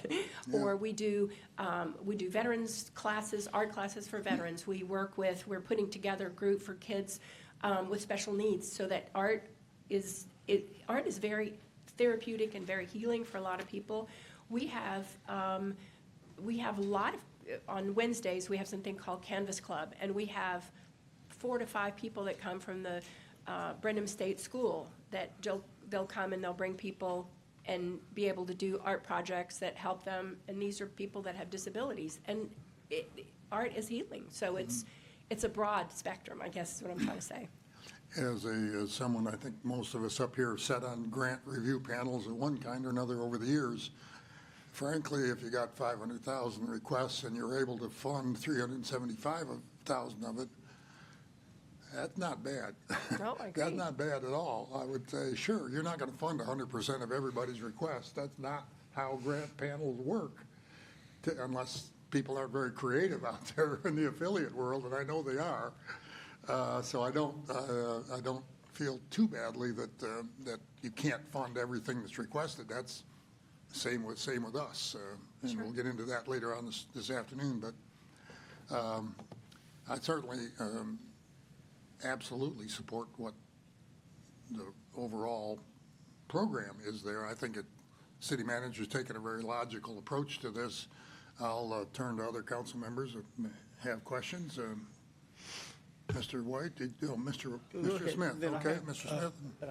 I continue to support the direction we're trying to get, to put some limits on increases so that we can keep up with that. I was on the Arts Council board in 95 or 96, a long time ago. And maybe you remember as well as I do. And I do remember that the affiliate grant distribution was the big, that's all there was, basically.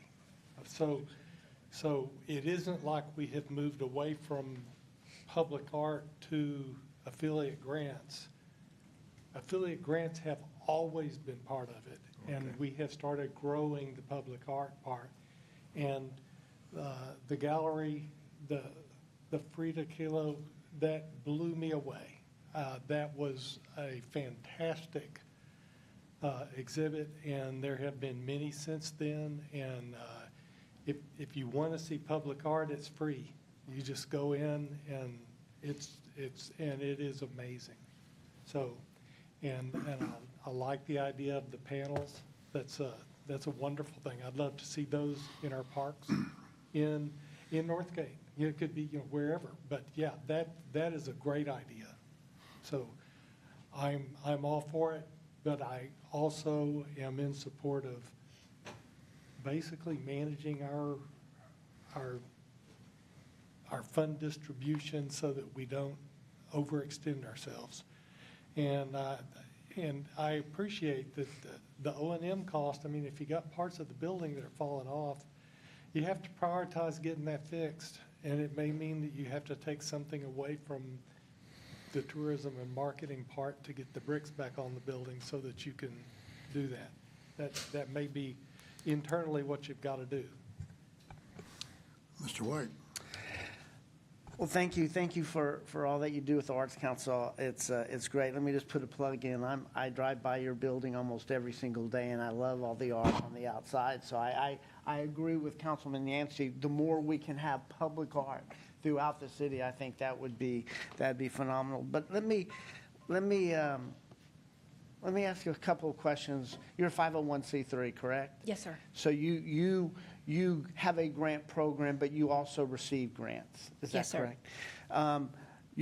Your current projection is a little over 400,000 on the grants that you give away. My research shows that you actually do give grants. Have you given a recent grant to Navasota marketing program? We have not, those come from the Navasota funds, and we have not this year because they're still trying to figure out what they're doing. But in the past, when we've administered the HOT funds from Navasota, it was funded from Navasota's HOT, and then we turn around and redistribute it. So the same concept of what we do, but it's not funds that we receive.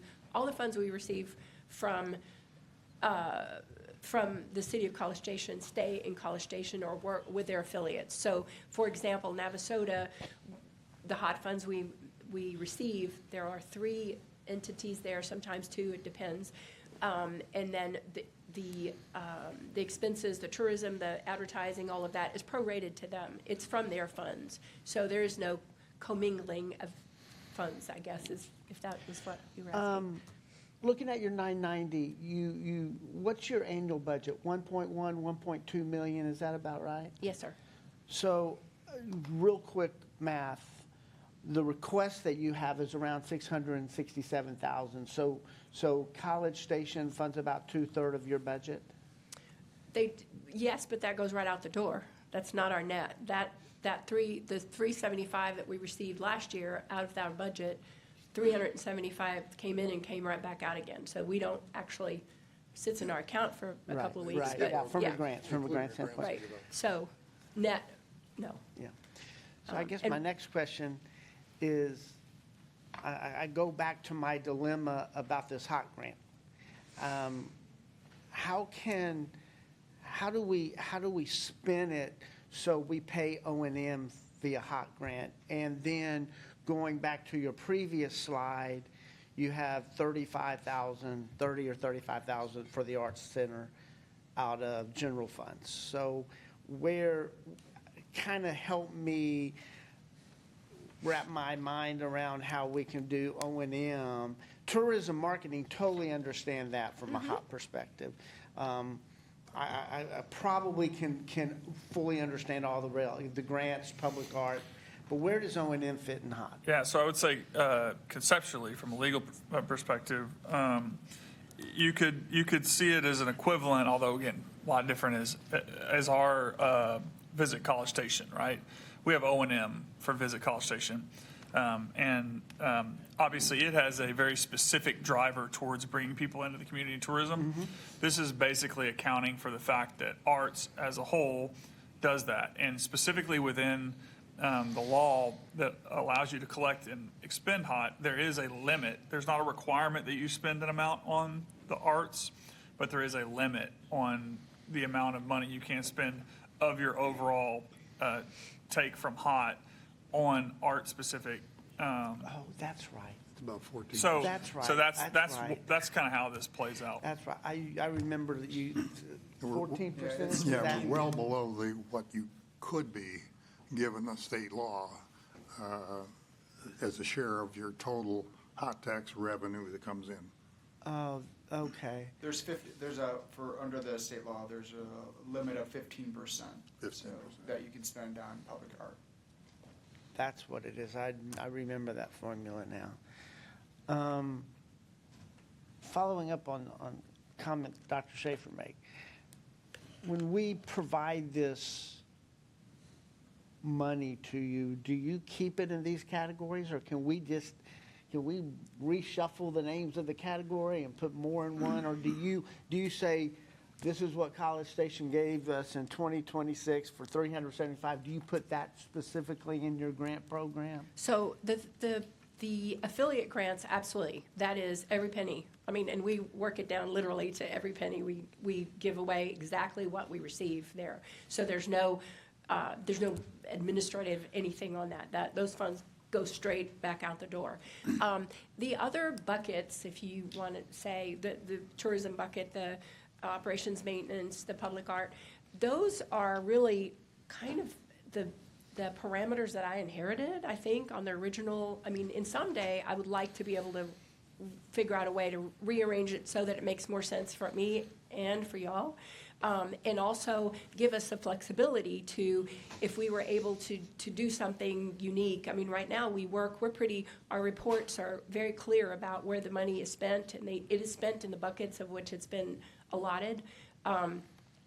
You can change the amounts of the buckets if you'd like to, but I do think that we could, in the future going forward, we could be more efficient about that to give you all and us more flexibility. And so, for example, if we say, I have no clue what this roof thing is going to cost, I'm hoping it's not crazy, but considering the size of the bucket that I have underneath the leak, it's going to be a problem. So having a little more flexibility, as long as we document everything, which we do, would be great. But hopefully I'm answering your question. But there is no, as far as the affiliate grant funds that we are allotted, every penny goes straight. That amount goes straight out the door. I'm sorry, go ahead. No, I'm sorry. I was just going to try to provide some information too. I would say, obviously, you guys are talking about the funding and the intent. We have over the years, and certainly myself and others from staff work with these affiliates on the intent of the funding and these things. And so I'll go through some of this because I was involved with previous director. If you look like the public arts support, one thing that really came to light during my time was a lot of the public art that existed was not being maintained and cleaned, and we did not have a line item for that. So that was one of the reasons we kind of set that apart. Tourism marketing, really, I think the reason that category is there is to highlight that there can be a tourism market for art, and that's what we're trying to do with it. The other thing I was going to point out that maybe you guys know, I don't know, but I will, I guess I say take some credit or blame, whatever it goes on this. I got on a kick a few years ago and was working with the Arts Council and really wanted to do a mural fest, and we had one. And if you ever see the big reveille on La Quinta, that's one of the things that came of it. So that was one of the ideas, was some of what maybe Councilman Yancey was talking about. Hey, can we create some more like tangible art, not just for people to see, but just also so people kind of see what's going on. So I think that's where some of those items came. And if, regardless of what council decides to do from a budgetary perspective here, and can certainly provide direction to the Arts Council or Arts Center as you see fit, the flip side is you can also provide us direction to say, hey, go work with the Arts Center and we want to see this or that, or how do we do that?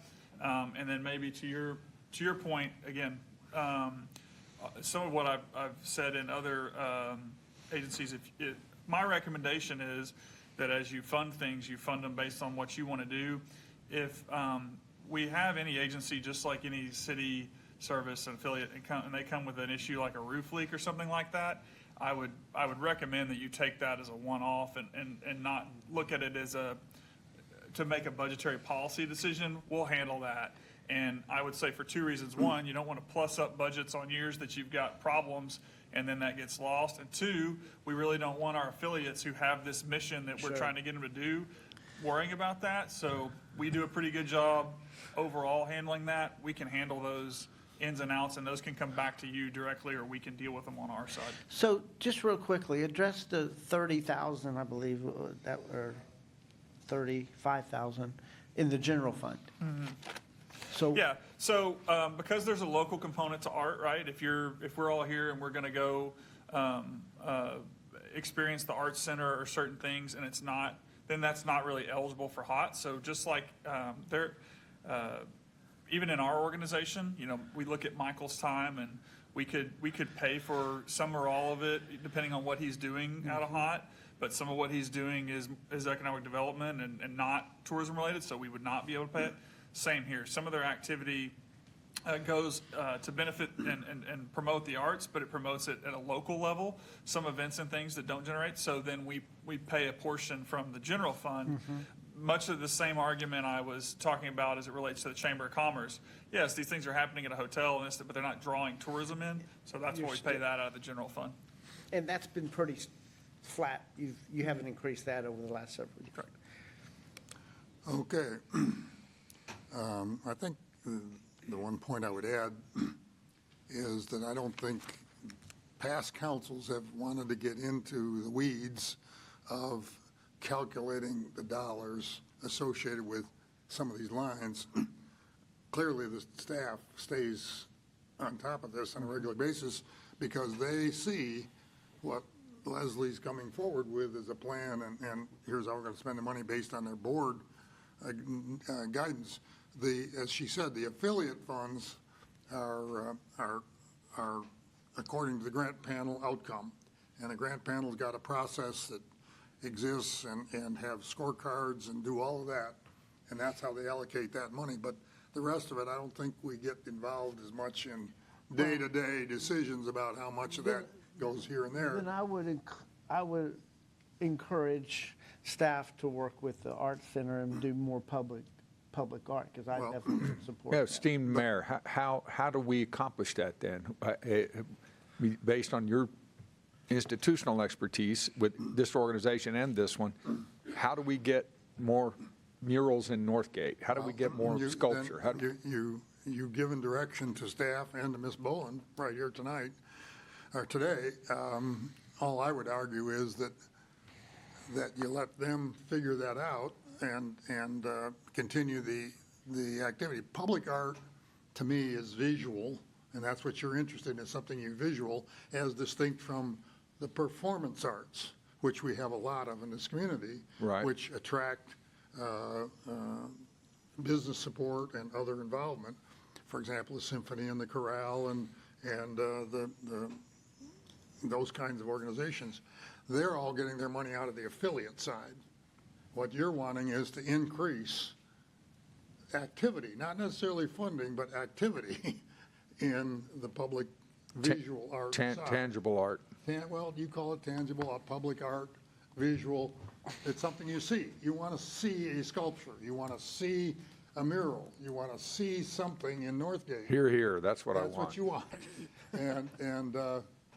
And so that has to be number one. They've got to show some private support as well. The affiliates have to come forward and show that they're raising money through other grant and ticket fees and other kinds of things that show when they go to the panel, how much am I raising of my total $100,000 budget, and I'm only asking for $7,000 from the Arts Council. They've got to show some private engagement with that. If you want more public art, you also need to engage somebody to help underwrite the cost of that. And that's really how, as I said earlier, how some of those statues got, and the public art in the community that we now inherited and we have to maintain came about. It was not because the city paid all the money for it. It was because the private sector helped put money in.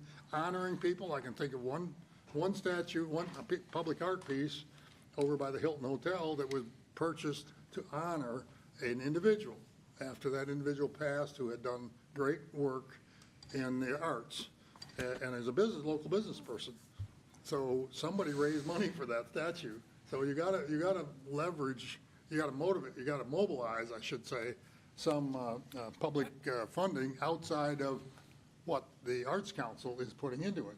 So, the Arts Mayor, Council's got to also help maintain stuff. Yeah, I would point out, I would say there's always a spectrum, right, what council can do. I think that was kind of the question and what you're all agreeing with. First, You can just say, hey, as an organization, we think you do great things. What funding level we're giving you is where we want to give it to you, and go forth and do great things. You can say, we would like to see you do more of this type of thing, or you can get real specific. And one example I would give of that is the Robert O'Keefe Lyle Lovett statue.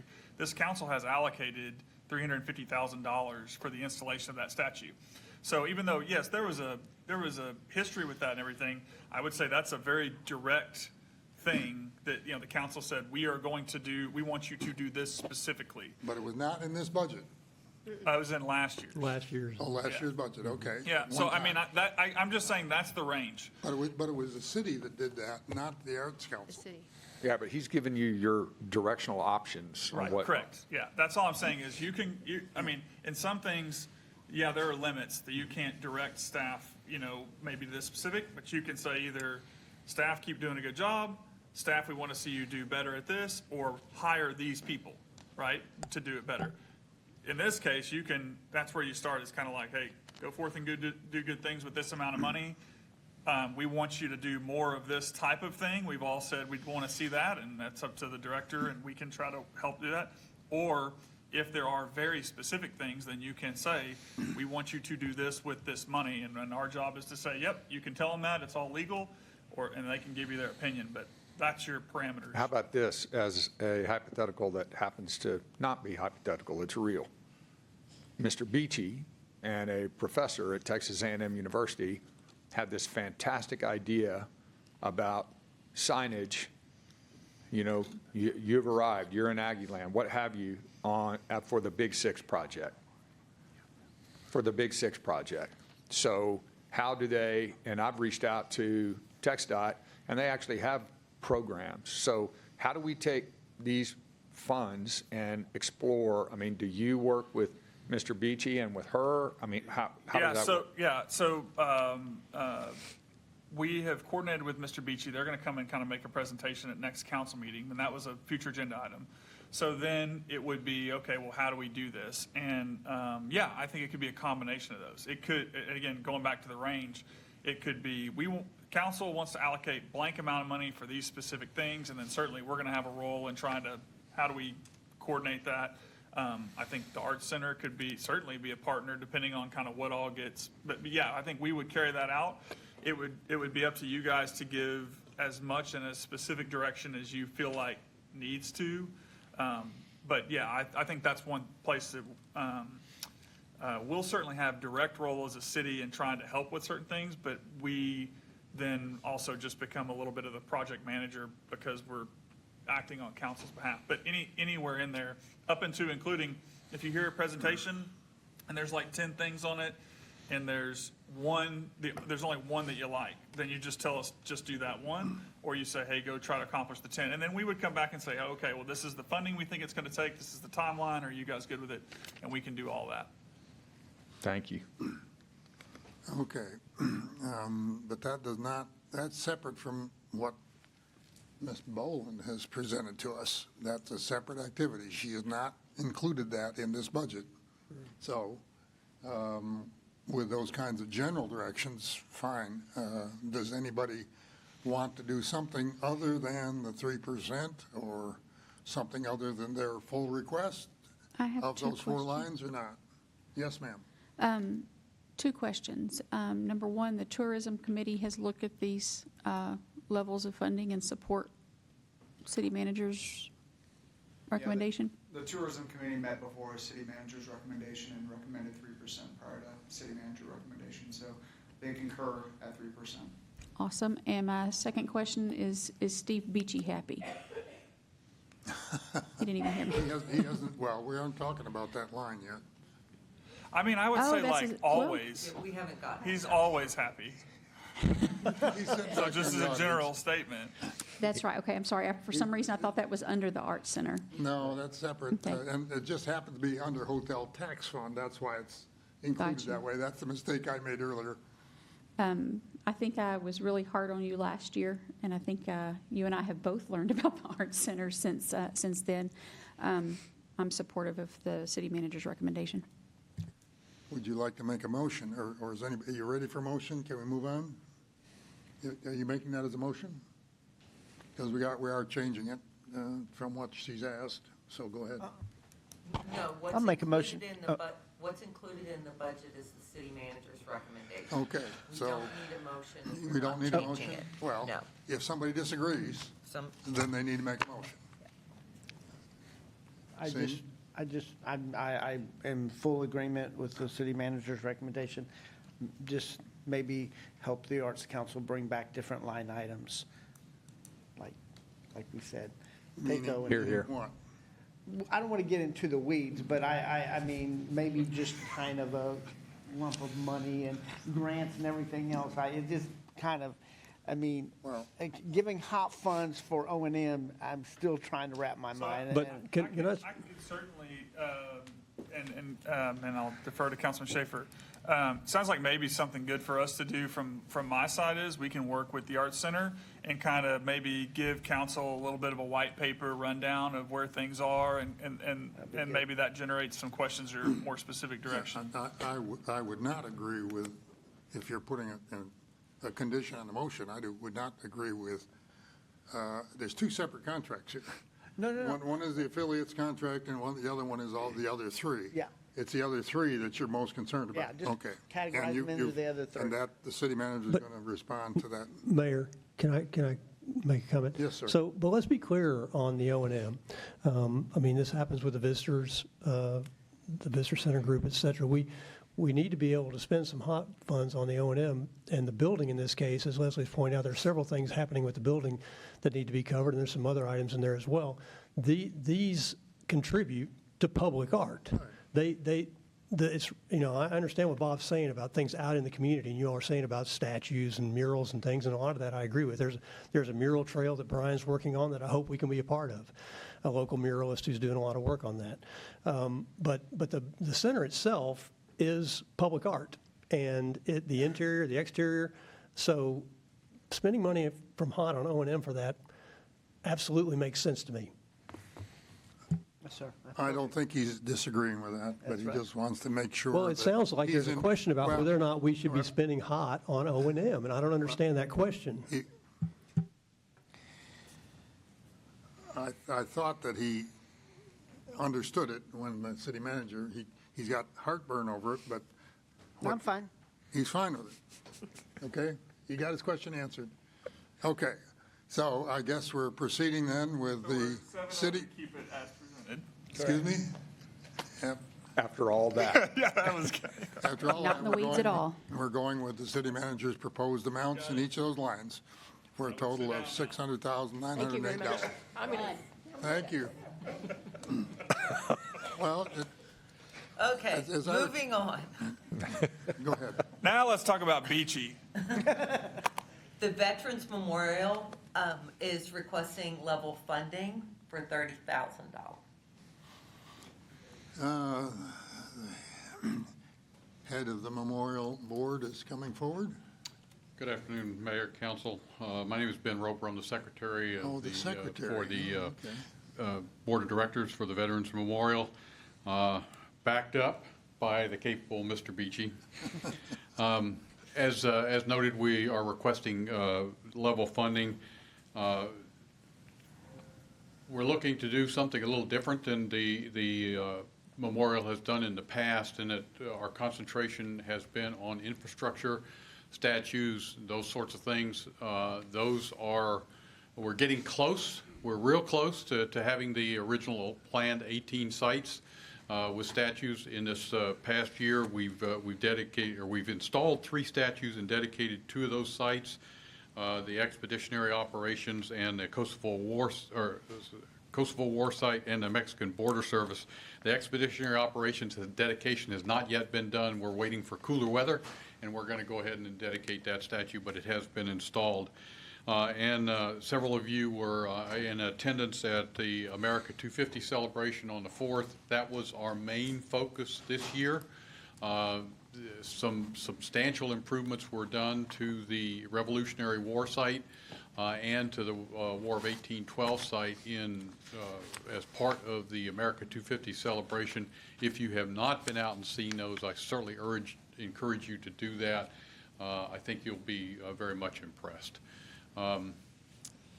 For the next year, we are looking at concentrating on some marketing operations, getting hiring a firm to assist us in putting together a marketing plan so that we can spread the word on the memorial and get that out and attract some visitors to the area to view that wonderful, wonderful site that we have here and kind of get the word out a little bit more into the regional area and where exactly we would concentrate that.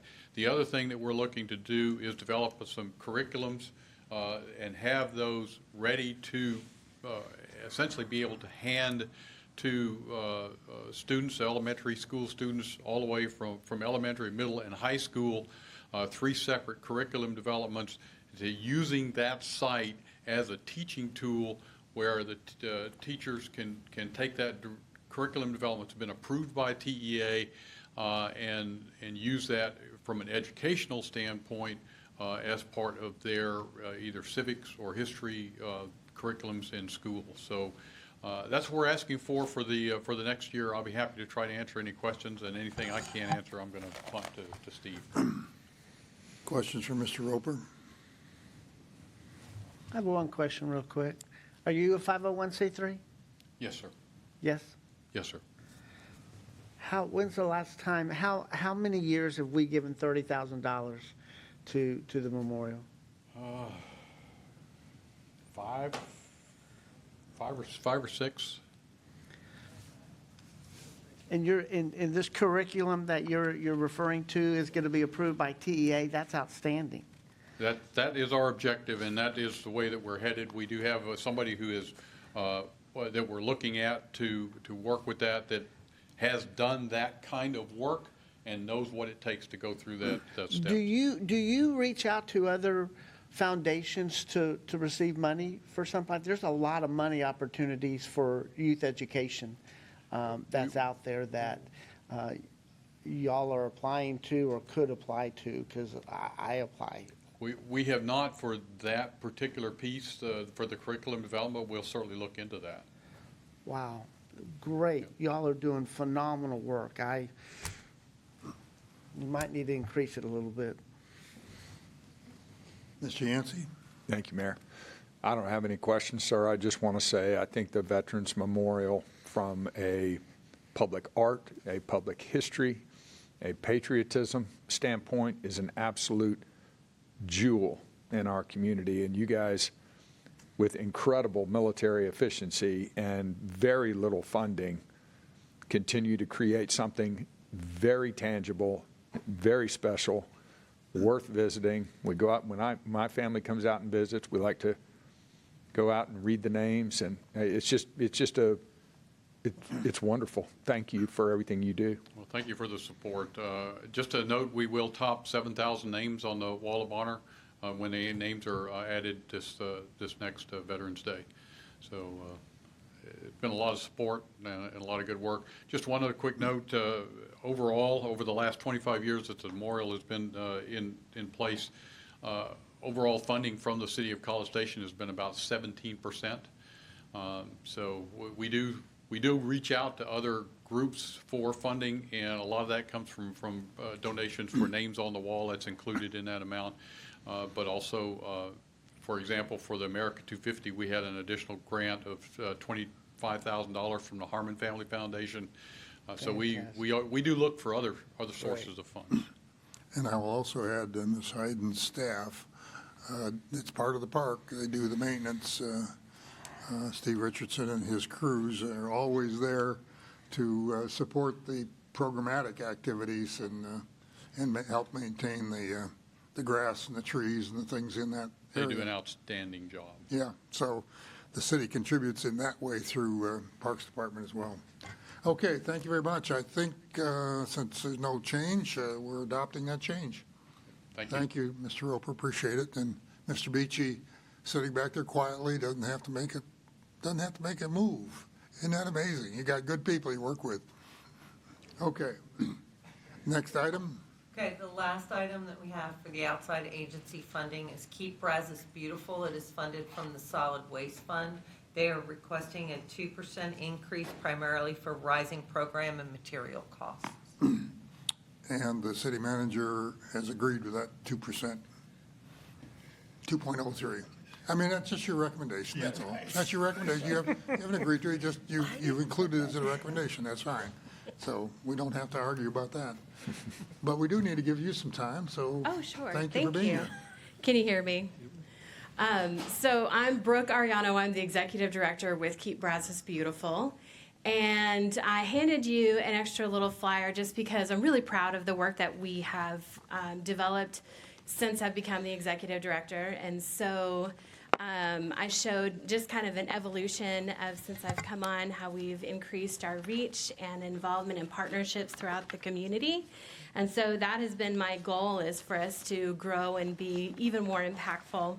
So if you look at the inside of the flyer, you can see the growth of our calendar of events. So when I first came on, the events calendar was quite small, and you can see we've just increased and expanded our reach within College Station and Bryan to make sure we're making a bigger impact and really better fulfilling our mission. Our mission is to help engage and educate our community to keeping our spaces clean, green, and beautiful. And so in order to do that, we are funded through the Solid Waste Fund. So as you can see, a lot of the measures and the metrics that I have are from our litter cleanups. And so that's where partnering with so many different organizations and engaging with businesses on how we can get those volunteers out with litter grabbers and trash bags and cleaning up trash from our parks, from cities, from right-of-ways in the city. And so just making sure our space stays beautiful and being good stewards of it. What we've also been doing is really expanding more of our partnerships with the parks as well. I've joined in with the Monarch Pledge with Laurie Brown. And so we are really trying to encourage more education with nature, building. Another little caveat of what we do is we have a portion of our funds go to paying for seed spread so that we have wildflower seeds spread along roadways. Traditionally, the large amount of that was spread on Highway 6, but as you and I know, there's so much construction. But what was such a blessing is I can tell you faithfully, this last year, we did not spread any of that seed on Highway 6. So any wildflowers you saw on Highway 6 is because that is what was there already and had reseeded itself, which I was so excited. Every time I would see another bluebonnet pop up, I'm like, oh, you go, even in the middle of the construction, so proud. But so what we did is we wanted to continue because our community is not just Highway 6, so there's so many other places. So what we did is we worked with TxDOT to spread the seeds that we donated. We donated over $3,000 worth in wildflower seed, Texas native wildflower seed, and they spread it in different high traffic areas around the community so that we could all enjoy it as we drive around. So I hope you noticed a little bit more of that. But that's a big initiative of how we're able to help the Monarch Pledge and help with our pollinators and those populations is by doing that. That's what they need. They depend on that extra wildflower. So I've asked for the increase because the organization has already grown. And it's not by staff, it's me, but my board has grown because I've brought in more people to be a part of our mission. But it's the involvement in the community is just really multiplied. And we've built more awareness with our businesses and organizations as well as our student organizations at Texas A&M. And so with that, one of the things that has come from that is we have had a real passion for wanting to reinvigorate the tree plantings. And so we piloted a program. City of Bryan actually asked for us to help them design a big event in the spring where we did a tree planting in Sue Haswell. Well, we had such a great response from that, and we ended up finding a really new friend with Fujifilm Biotechnologies who has a real passion to join in with that. and my knowledge of knowing that you had put in a lot of research money into the Cooling College Station initiative of tree planting.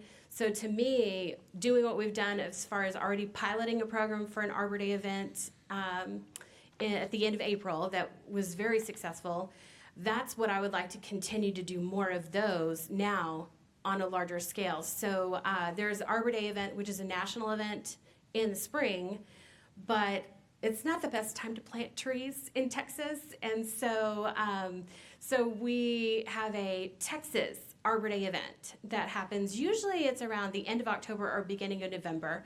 And so we've already supported other organizations that had those events, but now we want to actually add to that by actively getting more of our volunteer base to get in there and start doing some more tree plantings. And so that's where this increase is to help us just make more. That little bit more that I've asked, and yes, I've asked that exact amount from Brian and from Brazos County. And so, and it's just because I can do a lot. I've found that there are a lot of people in this community that have a passion for wanting to be a part of Keep Brazos Beautiful and what we stand for. And so when I go in and I meet people, they're like, oh, I love it. I love, seeing people out there picking up trash and keeping our spaces clean. Or I love seeing the trees. I remember the trees that were at blah, blah, blah. Or the crepe myrtles that were planted. Or, there's a lot of love in this community for the mission that this organization upholds. And so with that, I found that I can ask. And with only that little extra $1,000, I can make a much larger impact because people are donating in kind and with massive discounts to help us in the initiative. So that's what the ask is for. Thank you very much. Any questions for Brooke? A lot of energy that you have shown in everything you're doing, and I acknowledge that and applaud you for doing that. I don't see any significant questions up here. And knowing that we still have work to do this afternoon, if there aren't any questions, thank you for the presentation. I take the lack of questions as an endorsement of what you've asked for, and so we'll keep that in the budget. Great. Thank you so much. Thank you. Appreciate your time here. Does that cover all of our outside agencies? That is the end of the outside agency presentation. I have a quick question. Yeah. I had, on the BV wax, I know that was going up. Is that included somewhere else? Okay. Awesome. So that's not any of this. It's included elsewhere in the budget. Sweet. That's all I needed to know because it wasn't listed, so it's fine. Yeah. As I recall, we were in the middle of a discussion of the capital items. So after a little break, which I do plan to take, 10-minute break, come back around just a little before, 3:30, and we'll finish out the afternoon, hopefully get done with our discussion of capital projects. Mr. Yancey's suggestions yesterday have been circulated to us, and they're in front of you, and that was where we were when we adjourned yesterday afternoon. I have one amendment to that, and then I'll hush. I said my piece yesterday. Then you'll keep quiet? Then I'll keep my piece.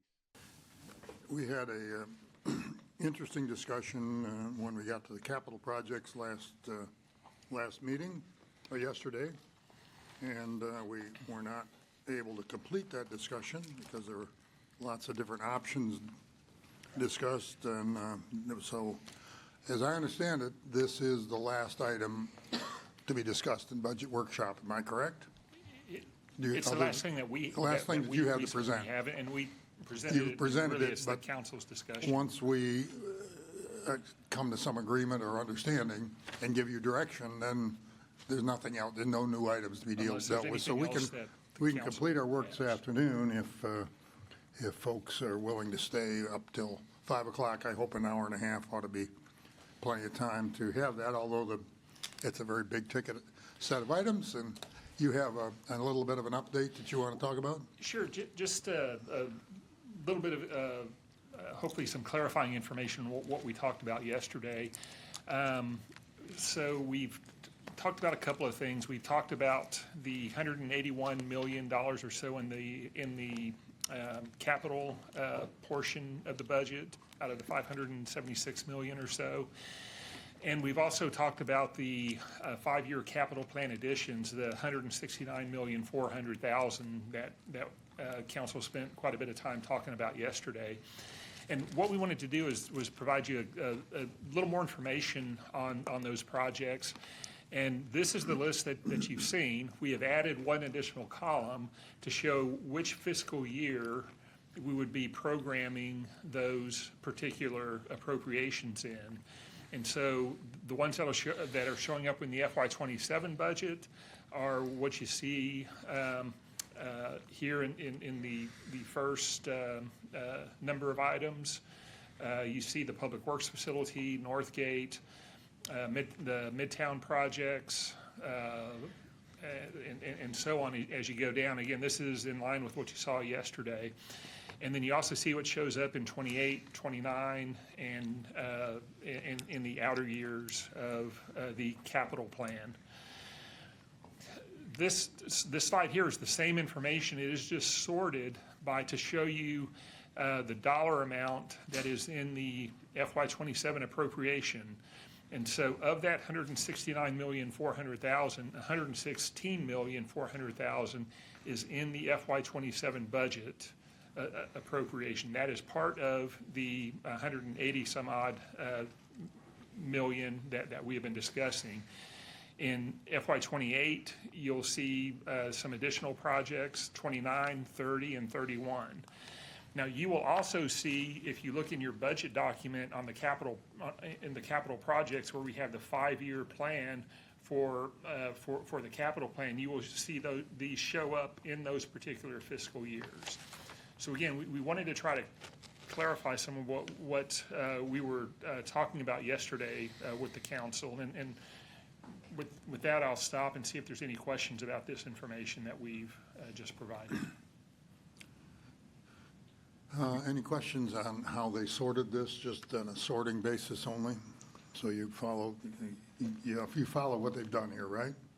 Yeah, I do. I appreciate it. It helps clarify, where those two lists are two different things. The 181 million number is the budget number. This other is the items that council talked about at that capital project meeting that we had months ago. And going back to that, and we looked at this number and we prioritized projects and we came to agreement on this will be the projects that we want to do. But each of us didn't get each of what we voted for in it, but this was the consensus. Yeah, you're right. There was a consensus. And then another piece, and you refer us to the budget document. And for instance, on the Public Works Facility, additional appropriations of 55 million in 27, the actual anticipated, the projected expenditures on that project are only 21,509,000. But so we're not issuing the debt for 55 million in 27. We will just have the amount that we propose to spend, not the whole project. Correct. Again, I'll go back to my example from yesterday, the water wells. The appropriation was made, the full appropriation for the 70 some odd million was made a couple of years ago, and we will be issuing the debt in 27, or in the current year, next year, and maybe a bit in the following year, depending on how that schedule goes. And that's how we've planned these particular projects out as well. And next year, when the council next year is here at the same time, a year from now, they'll be looking at the FY28 budget. Correct. And between now and then, that council will presumably look at these two items that this council has put forward for adding in 2028. They may have other items, and they could possibly take some of the items above that right off the capital plan as long as they haven't been started, because they decided that it's not needed, or And I should say, some of the projects, most of those will not be completed, but some of the current projects will be completed, so you'll also have a little different information with regard to how much bond money you have had to float, the debt that had to be put out there, and you'll have some different assumptions about the debt rate and the ability, the debt capacity a year from now is likely to be different, maybe bigger, maybe smaller, whatever. Correct. And that will be your presentation next year, and then the following year for the 29 budget, so on and so forth. So over time, some of those debt capacity assumptions could change. And, Yes. and we don't know now today where they're going to be. Okay. Other technical questions here? Yeah, it is a question. Looking at this list that's on the screen now, how many of these projects are currently underway? 5. Well, what do you mean underway? Well, I In mean- design, it's started spending some money? That we have started spending money on these.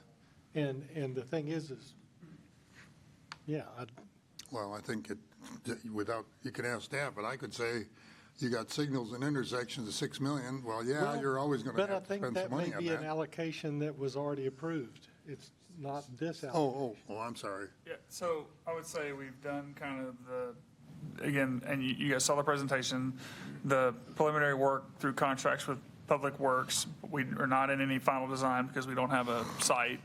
Northgate, that is just a placeholder. Midtown Road and Waters, those are in design.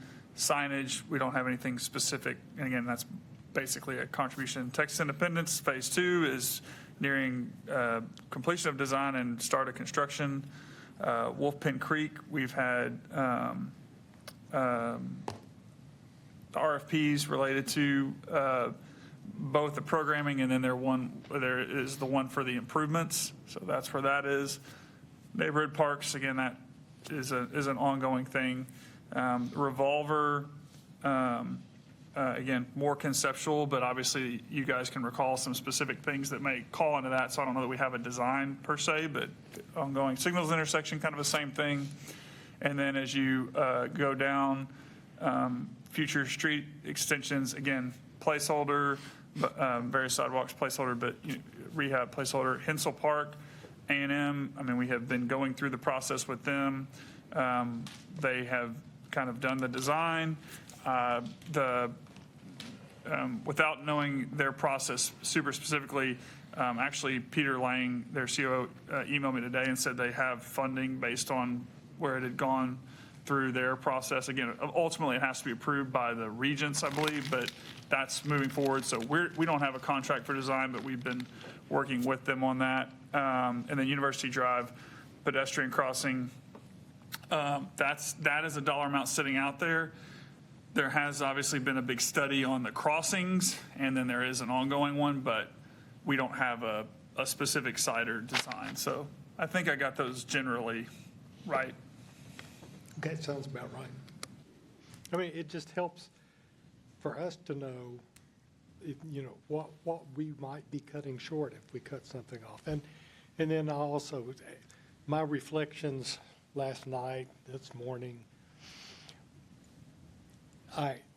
we have plowed this ground before on these projects. We've had this discussion. We've agreed that these are our priorities. We, again, like the mayor says, we didn't all get everything we wanted, but we went through the process of having this before us. And then we asked, again, this is another, to help clarify for the public to understand, we gave that information to the city staff and asked them to bring it back to us in this budget. So this isn't something that the staff is pushing. This is something that the staff is bringing back to council that the council has already given direction on. So this is the council's 5-year capital plan. Keeping in mind that there are some other items already on the capital plan. Oh, that's true. These are just the new items. This is new items, right? Yeah, these are just the new items. So those are some of the, in reflecting on our discussions yesterday and thinking, okay, I am sensitive to the fact that our budget is as large as it is, and there's a sticker shock associated with looking at that and wanting to think, what can we do? What can we do to help soften that blow some? But at the same time, we're doing what we think is best.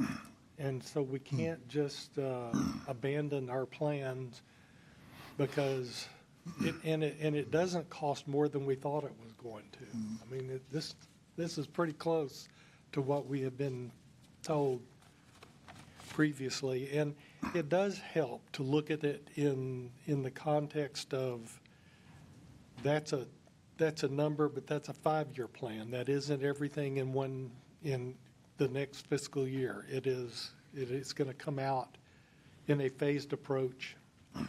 And it also is something that we can accomplish without affecting our debt capacity. So we don't have to, this is within our means. This is not something that says we've got to stretch beyond our abilities. So I'm feeling supportive of the whole plan, and I appreciate the clarifications that help me to put some of those things in order. Okay, thank you for the in general supportive comments, but we did have one council member who had some very specific recommended changes. I think I want to defer to Mr. Yancey he said he had one, Mr. Yancey had one comment or amendment to something he put forward yesterday. We were already debating the Public Works and the facility and the park and several other things that he had included, but I want him to have a chance to amend whatever it was he said he wanted to amend something. Go ahead. Thank you very much, Mayor. I appreciate it. You gave me ample time yesterday, so in 60 seconds or less, I want to commend staff on the operations and maintenance side of this budget and the capital side. Esteemed colleague Smith is correct. You guys just brought us back on the capital side, the priorities that we had identified throughout the year. But I'm exceptionally pleased with the operations side of the budget. I'm worried about maxing out the credit card for future councils on the capital side. And so yesterday, actually ever since we got the budget, was working on this document that I put in front of all of my colleagues. I'm going to be supportive of the budget no matter what y'all do, because staff need a guiding document, and I'm one of 7. So if I don't prevail, I don't prevail. I worry about the $55 million all being appropriated in 27 on Public Works and a handful of these others. But I stand by my written documents of from yesterday with one change. On item number 4, Hensel Park. I would put Hensel Park back on the list. I think it is going to be our central park one day. I'm not comfortable with that 10 million because the last time we talked about it, I think it was 4. But I would put it back on the list. And I guess that's about all I have to say. I appreciate my colleagues and staff throughout this process, even though I, as one member of council, have some what I think are legitimate disagreements with the heft of the capital piece. Ms. McElhaney, you had to leave early yesterday and probably missed what I thought was a really good debate discussion among the group here, and maybe you would like to have a few comments or not, if you feel comfortable doing it. I do. I'll turn to you next. I think I got a pretty good synopsis of what was talked about. I know it was the capital plan. And frankly, I wasn't too concerned because, as Mr. Smith stated, we have talked about it ad nauseum. I really appreciate the effort that you put into all of your suggestions and changes. And with that said, just to clarify, there's not a single item on this capital budget that's just going to materialize without us being able to evaluate at the time a contract's executed or a plan is made and have the opportunity to adjust course if that's in the best interest of the city. Is that a correct statement? Yeah, yes, that's correct. For me, we've had tens of millions of dollars sitting in reserve, or not reserve, what do we call those? Unencumbered funds? Yeah. Fund balance, unassigned. Unassigned fund balance.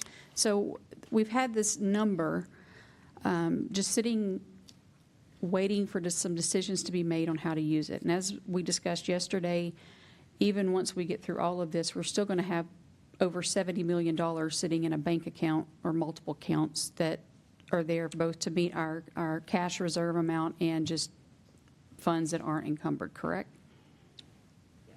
Okay. For me, I look at this and I see the big number at the end, and I do have that very crass way of that pucker factor, like what are we doing here? But the reality is that we have got plans that staff needs to make on every single one of these before we can take a firm, hard direction. So the Public Works facility, I think it would be a disservice to set $10 or $12 million aside. As we know, if we build a separate facility, it's going to be minimum in excess of $40 million to do it like it needs to be done in service for another 30 or 40 years. We have a lot riding in Midtown, and I think that that was a very conscious decision that the council made based on a very vocal community over there. And some of this stuff, it's just the right thing to do. And we had the opportunity with our baseball fields, and Texas Independent Park is going to be an incredible place. That was initiated before I got here, and from what I understand, that one has been trimmed a few times, correct? Okay, so that one, at this juncture, I'm very supportive of keeping the capital plan like it is, knowing full well, and I am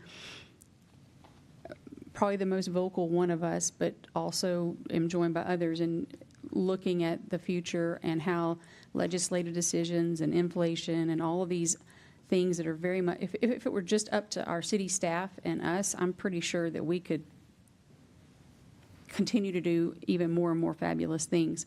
But the reality is there are outside influences that may make any one of these a decision that we decide against during the course of the planning and execution phases. So, but right now, I like having things allocated into buckets, saying we're going to plan for this. We may change it. We may have to change it. We may find that we need to go a different direction and do something else. But I'm very much in support of having realistic allocations, knowing full well that we have the flexibility in the future to change it, but it also gives staff direction and how to plan and start moving forward. Thank you for your comments. Others that wish to make, Mr. Wright, and then Mr. White. Mr. Wright goes, and then Mr. White. All right, yeah, I'm just going to do kind of an encompassing final statement here on this. I didn't speak yesterday because it's just time to think about all this. I think that when we did this through strategic planning, this was a compromise anyway. So I felt a little bad for like everyone picking on Hensel Park yesterday, because that was Scott. Scott really fought for that, and that was something that was important to Scott through a lot of these compromises we made. Like I mean, I've been talking about Wolf Pin Creek since I got elected, and so has like Bob and among others too. And so it's nice to finally see it on there. I think with Melissa a little bit, it's just been nice to actually put money assigned to things, because as long as I've been on council, it's just been this nebulous number out there, and we're finally moving forward with at least saying this is where we intend to spend the money. And it's a large number, but obviously if things like fire stations come up, things will be moved around because we're not committed. And I don't think we're really debating too much at this point, it seems, but I was going to agree with some of the comments made yesterday about keeping the University Drive on there, because there is funding that's out there that we would match, and then if something, it can obviously get rolled further out as needed. It's just there. So I think we've worked really hard and we've heard so much about capital projects. We had special meetings late last year, early this year, strategic planning, and this is what we've all agreed on. So for the most part, the majority has agreed on. So I like where we are, and I'm obviously very much in support of it, and I like to just keep it as is. Mr. White? Well, I don't mind telling everyone I'm just totally confused. Just totally confused. Mary Ellen, I apologize for not. That's why we got staff down here to kind of help sort I it out. apologize for not following up with you because I wanted to meet with you one-on-one. But let me just ask you a question. And I try to make the numbers match, and to me they don't. I'm looking on page 118. And 118 starts the capital project section. Just 118, in 2026, all of those projects were listed, and it came up to $102 million for 2026. But is that? I'm sorry, 108. 108, My eyes, yeah, my I was eyes saying. were a little. Because I was Well, looking that's at just Walker. that. Yeah, my eyes are a little bad there. That's so. just that page, then you got several different kinds Yes. of. What's the page? Okay. So if we had this graph, this chart that we see right now on the screen, last year, it would include everything in this column for 2026. That's what budget appropriations through that year. Appropriations. Okay. Not expenditures. Okay, that's true, but is this appropriations? Yes. Additional appropriation. These are additional new appropriations. Okay. That's my whole point. Okay, so these are new appropriate. So But if some of you- those have been spent already. Okay, so if you add up every page 108, page 110, if you add up all of those numbers for 2026, you're looking at $250, $300 million. Right, and that's not just 2026. That's 2025, 2024, That's my- 2023. That's my point. Let's go back to the dawn of That's my point. history. So let's take a look at the baseball, because,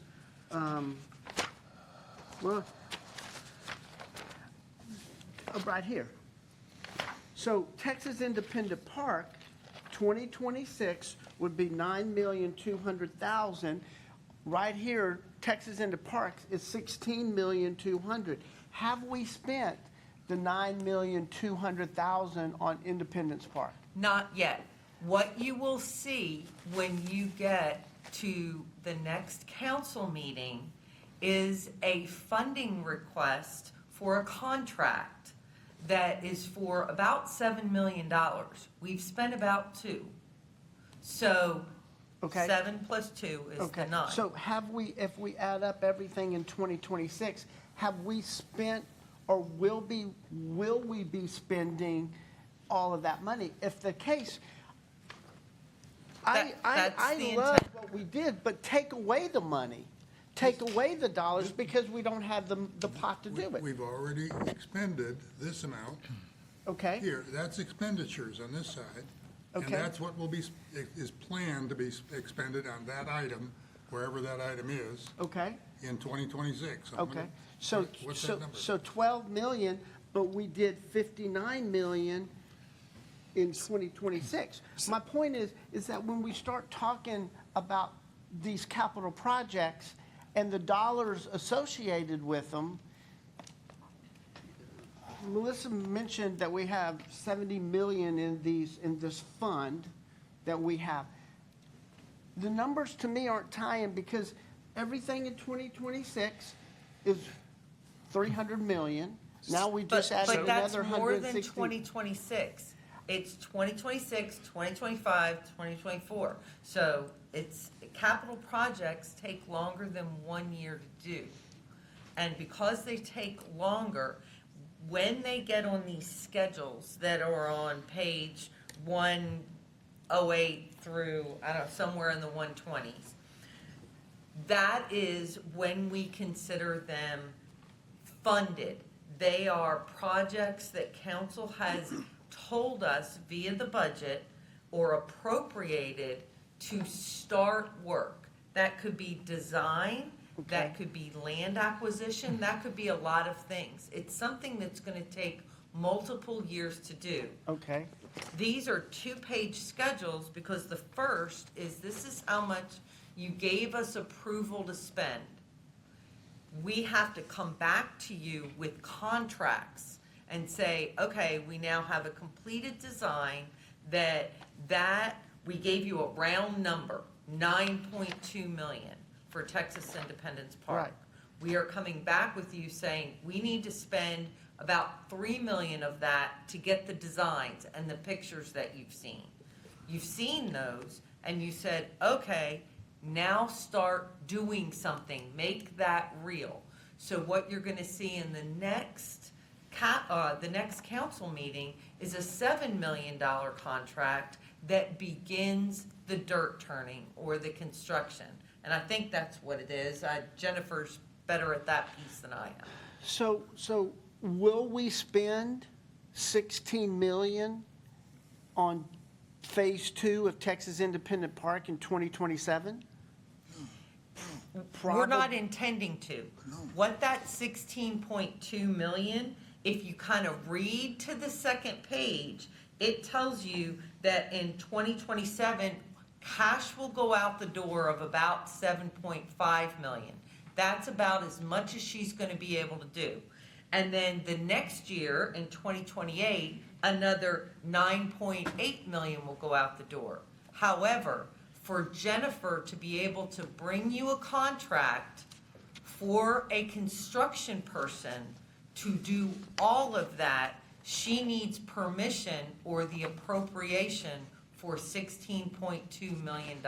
Okay, so That's what we're giving her, is permission for her to go through the contracting process, find somebody that's gonna be willing to build this out, get a firmer price, and then bring that back to you in the form of probably a CMAR contract. So Did I let's overstep? use Councilman Yancey's analogy. Since 10 years ago, what's my credit card limit? I need credit card limit. If I started a project 5 years ago and I said, I want to do this project and now I want to add another 169, what's my credit card limit that I have? So that's really not how you're gonna be able to look at this particular piece of it. So, if I can maybe try to provide some complementary perspective to what Mary Ellen just said. What we're trying to do on these capital pages is show for a capital. Texas Independence Ballpark. There's a amount that was But we've added that. But his question is answerable, right? There is a credit card limit, and it's 185% to 200% of operating, correct? If we want to hang on to our bond rating. To hang on to the AAA bond rating per Right. Moody's, it's 200% of our revenues. Okay. So let me ask you a question, because the mayor brought this to my attention. So if we've approved to spend $9,200,000 on our credit card for Independence Park. We haven't spent it yet, but we have given staff permission to use the credit card to go spend that much. So we said there was a budget of 24 million or 25,400, whatever that number is. That's the budget. This is the amount that we appropriated was 9.2. They're asking us, and we've agreed, in this, we've listed it, of additional 16.2, which this is the appropriation in 27. This was appropriated last year to get the project started. So that's a great point. So we need to look at the total number budget. Well, they don't have.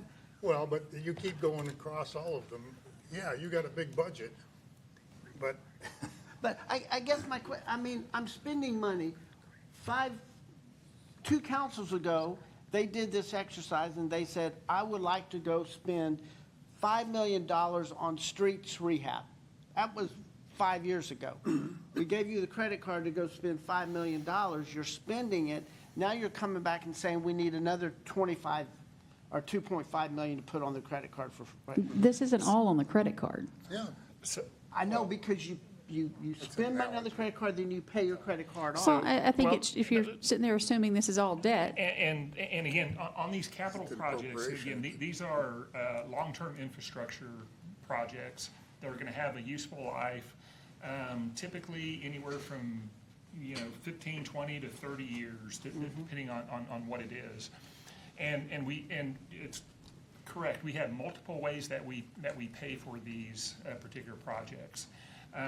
One way is we utilize long-term debt to pay for that over time, ideally over the time you're going to use that project. And so if we're going to build a fire station, we're going to hopefully use it for 20, 30, 40 years.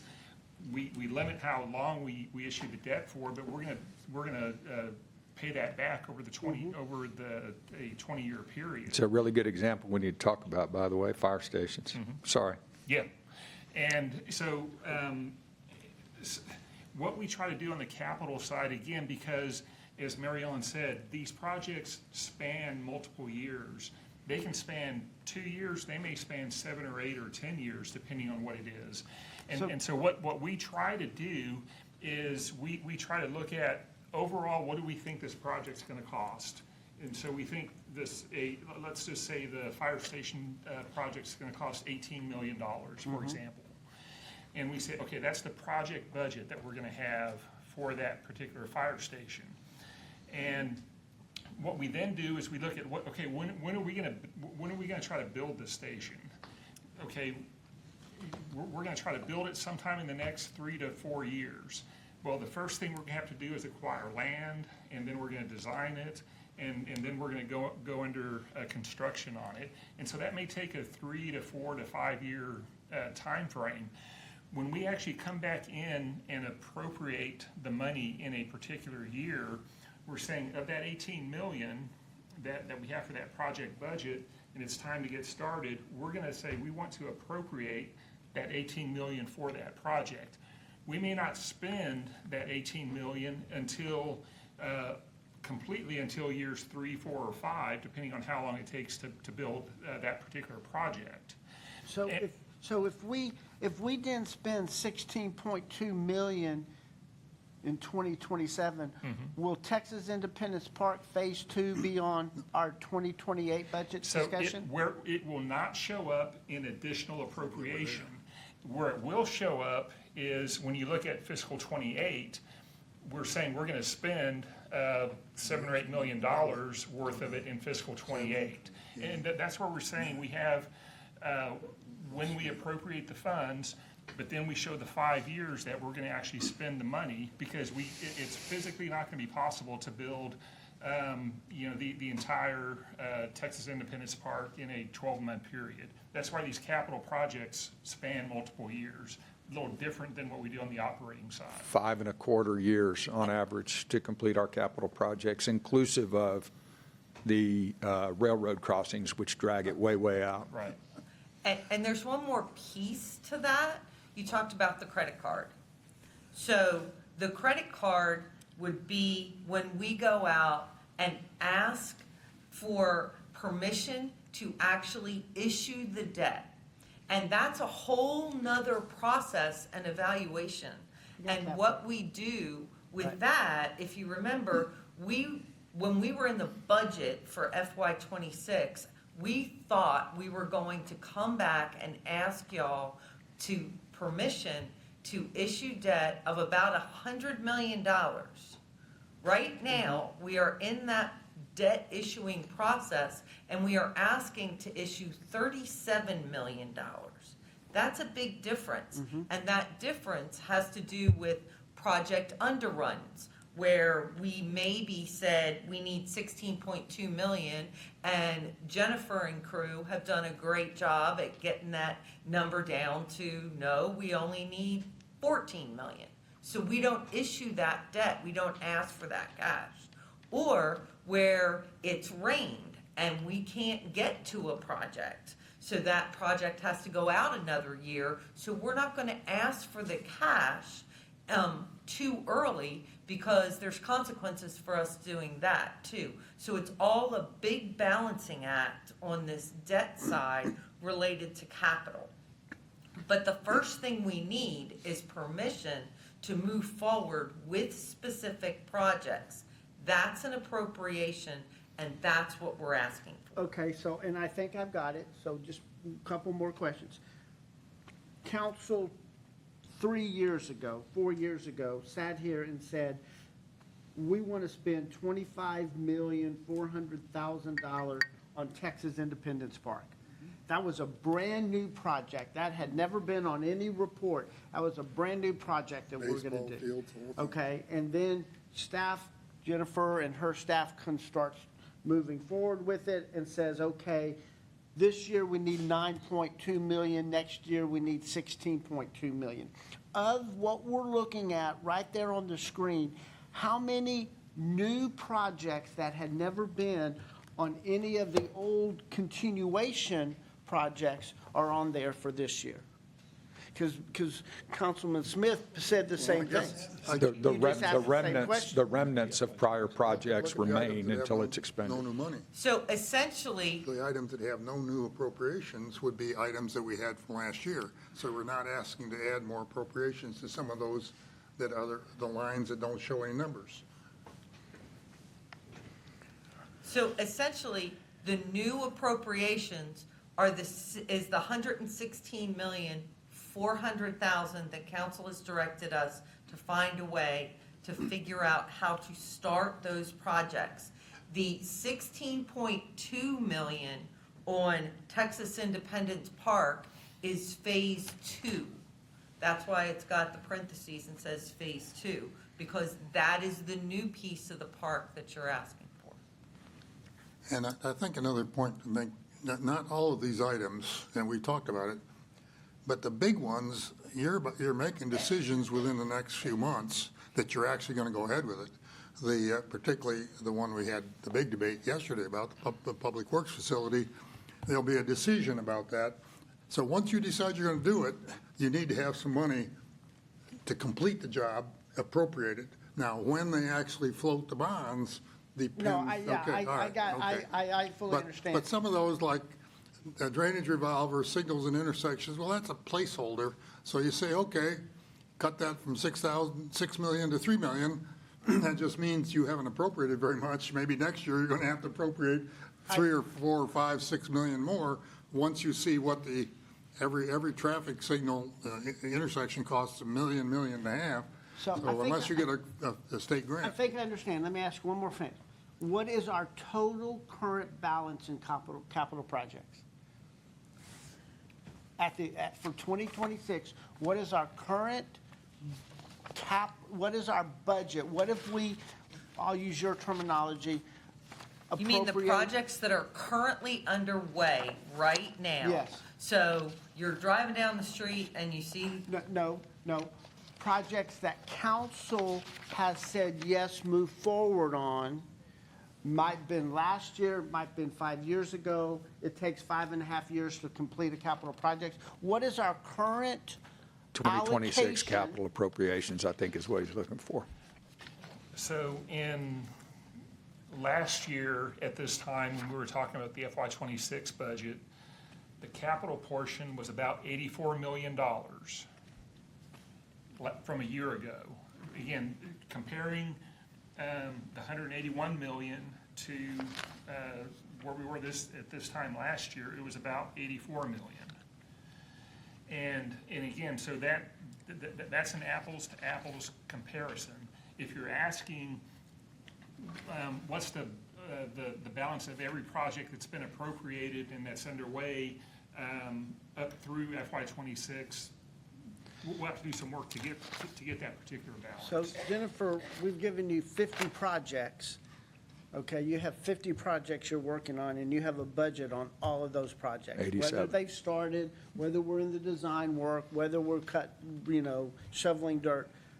Of all of those 50 projects, the total, whether they've started, whether they've not, it's 80 million? So if you look on the pages that you were looking at and Yes, the ma'am. numbers that you were looking at, Yes. just for general government, which is streets, parks, and facilities. Yes. So we're not talking about electric and Right. utilities. Right. If you add up the column that says through 2026, that, of those three added together, if I didn't fumble finger it, it's $290,165,382 worth of projects that the city has undertaken and has started and is at some point through the process. It could be that all we need to do is, I don't know, paint a curb. It could be that we need to buy the land. I can't tell you all that, but that is what this list entails. Thank you. That's 289. That's the number that I came up with as well. And so we're adding to that, we'll round it up to 300. We're adding, when we adopt this, we're adding that number to the 300,000. You're adding the 116,400 Thank you. to the 290, and next year when we come back, some of that 290 is gonna be gone because we will have painted the curb. Gotcha, I'm with you. So we're looking at about $400 million after said and done if we approve it. Thank you. I have a process Thank you for the question time. that my esteemed colleague's line of questioning engenders. I thought for some projects in years past, you are going to about to tell me I'm misremembering this. I thought for some projects, we didn't appropriate the full amount. We just appropriated the expectation for the coming fiscal year. We do that on some projects, but not all. True or false? True. If you look at things like the drainage revolver, the 2.5 million that we've included as new projects, I can't tell you what that drainage revolver is going to be used on, but I bet Emily can tell you that there are places in the city that she needs to repair, and she needs to be able to do that fairly quickly. So I can't tell you exactly what that is. For the Texas Independence Park, we know exactly where that is. And I can tell you that for Jennifer to be able to do phase 2 that was directed by council, and for her to be able to go to a purchasing, through the purchasing process where she puts out and requests a CMAR and gets bids back and evaluates all of that, she has to have the entire amount of the appropriation before she can bring you a contract. So when it's a known, an estimable known, you appropriate the entire thing, a bricks and mortar construction. But when it's a we don't know what it's going to turn into or what it's going to need, then you just do next year. As close as possible. I mean, there's some things that are easier to estimate than others. If you want to look at the Texas Independence Park, I believe Jennifer's already brought you pictures, and you guys picked what you want. So that's a little bit easier to then go out and ask a contractor, how much is it going to take for me to build this? So we've got to have the appropriation of the 16.2 million to be able to bring you back the contract for everything that you took off of the picture that she brought you. Well, why wouldn't Public Works, for example, what I kind of consider to be our budget buster here, why wouldn't it be in phases? So on the public, so I was actually going to bring up the Public Works building. In the current year budget, we included $5 million in appropriations for that particular project, in part because council was still having discussions about what was going to happen with that, and if that was going to be the priority. Through this year, we've seen that that is a top priority, and that's what's reflected in what you see in front of you. And so we're saying we are now ready in FY27 to go ahead and put that full appropriation, the full remaining appropriation, into the FY27 budget. if we were going to bring you a contract back for a general contractor to build that, we need to have the appropriation for that to be able to happen. So that's why it's all appropriated now. Right. Even though it won't be spent completely until sometime in FY '29 or so. But in FY '27, expenditures for that project are estimated to be $21,509,000. Yep. And change. So what they're basically saying, once you start turning dirt, once you decide on a location, start turning dirt, you know you're going to have to spend that money. So you want it all, because you're going to have presumably a CMAR or some kind of a contract that you'll know before the next fiscal year ends. And you'll be asked to approve a contract for the entire amount. It's not unlike, just use the example of the university and university system when they have a $1.3 billion, I'm making the number up, probably a $1.3 billion capital plan for the next 4 or 5 years. And again, it is going to take them time over that 5-year period to build those projects, and they'll spend $300 million a year for 5 years, and then they have the projects completed on that $1.5 billion plan. And it's a similar idea to how we're appropriating these funds. And if you want to go back to an example that a number of you on council actually were here for, is a few years ago, during the budget process, I sat here and told you we needed about $73 million for 3 water wells to make sure that the city had the water it needed. I thought that original That number, was the appropriation. that was the appropriation. That was the appropriation. Okay. That is not the expenditures. We're still drilling. And I haven't issued the cash yet. That's something that we're going through that process right now. That's $37 million. I need cash to be able to keep drilling.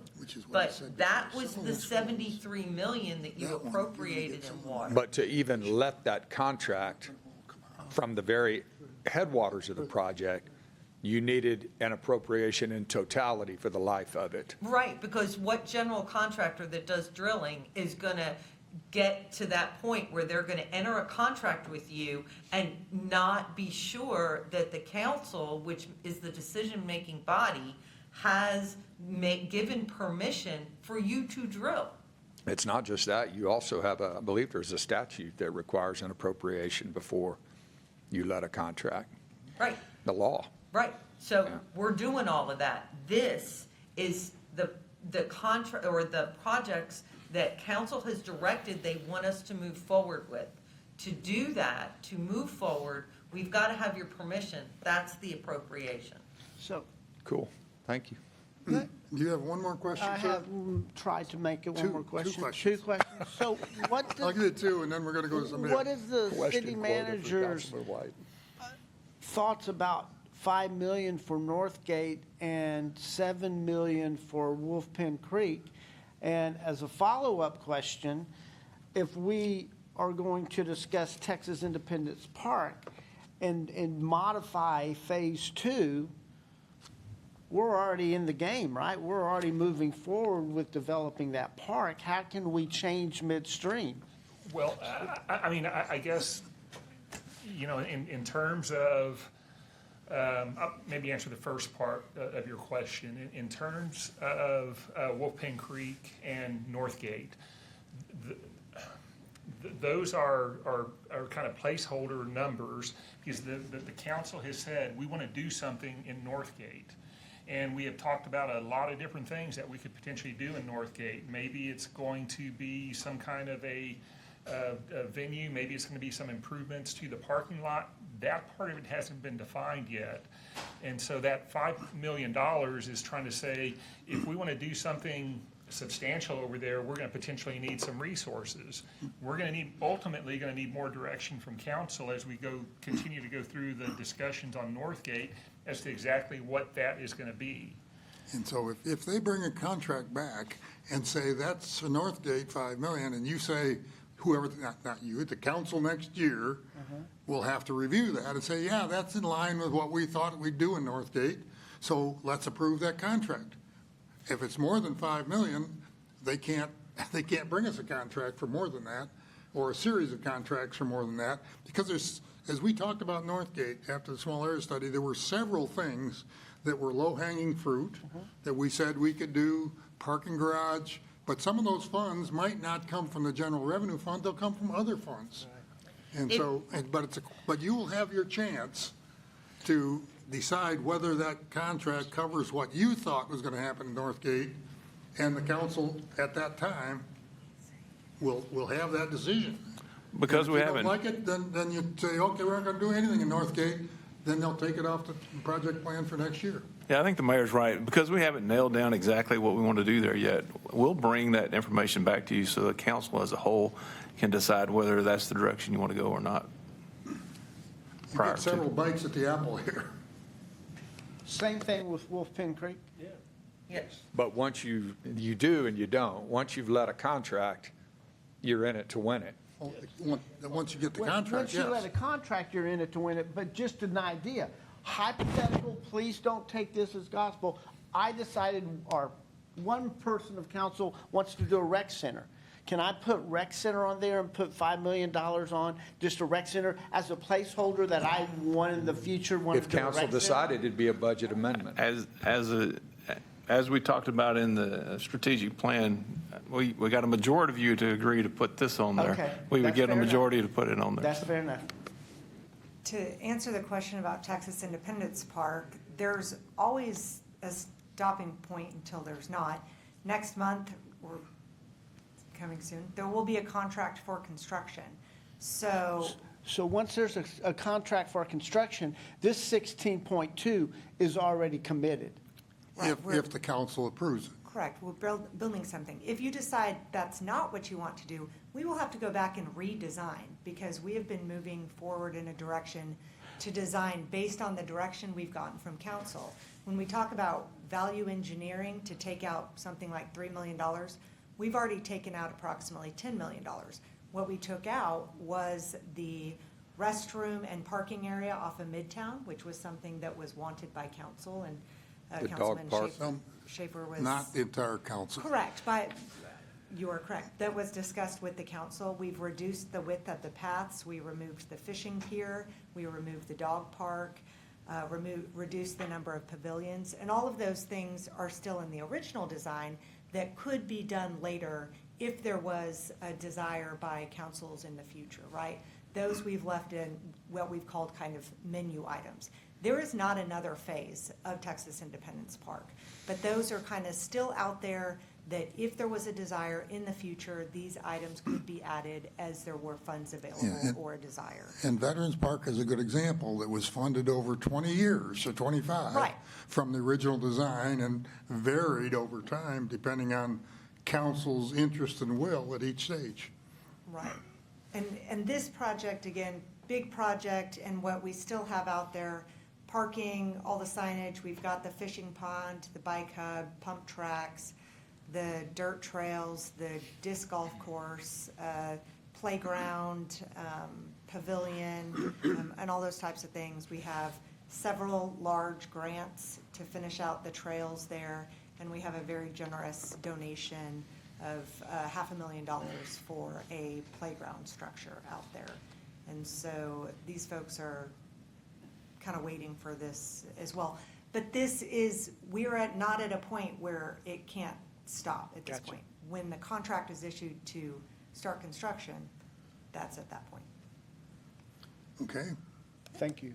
Okay, well, very good. Mr. Schaefer has not spoken today, but he did give a general comment yesterday, and I think after that, I think we'll try to draw this to a conclusion.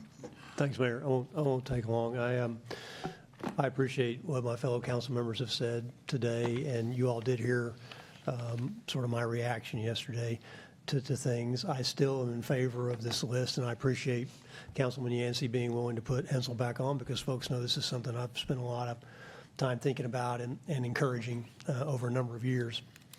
I think the important point has been made that these are, particularly those below the 116,400, are placeholders. And I appreciate that we'll have opportunities as they come up to consider those. in the case of this one example, Hensel Park, since it's been brought up a number of times, I want to let the council know that there are things proceeding at the university. Mark brought this up yesterday very legitimately about, this has been an up and down thing literally for 30 years. So it's understandable that there's some questions about it. But I think it's as close to happening at the university as it's ever been. There's still some things that have to be approved.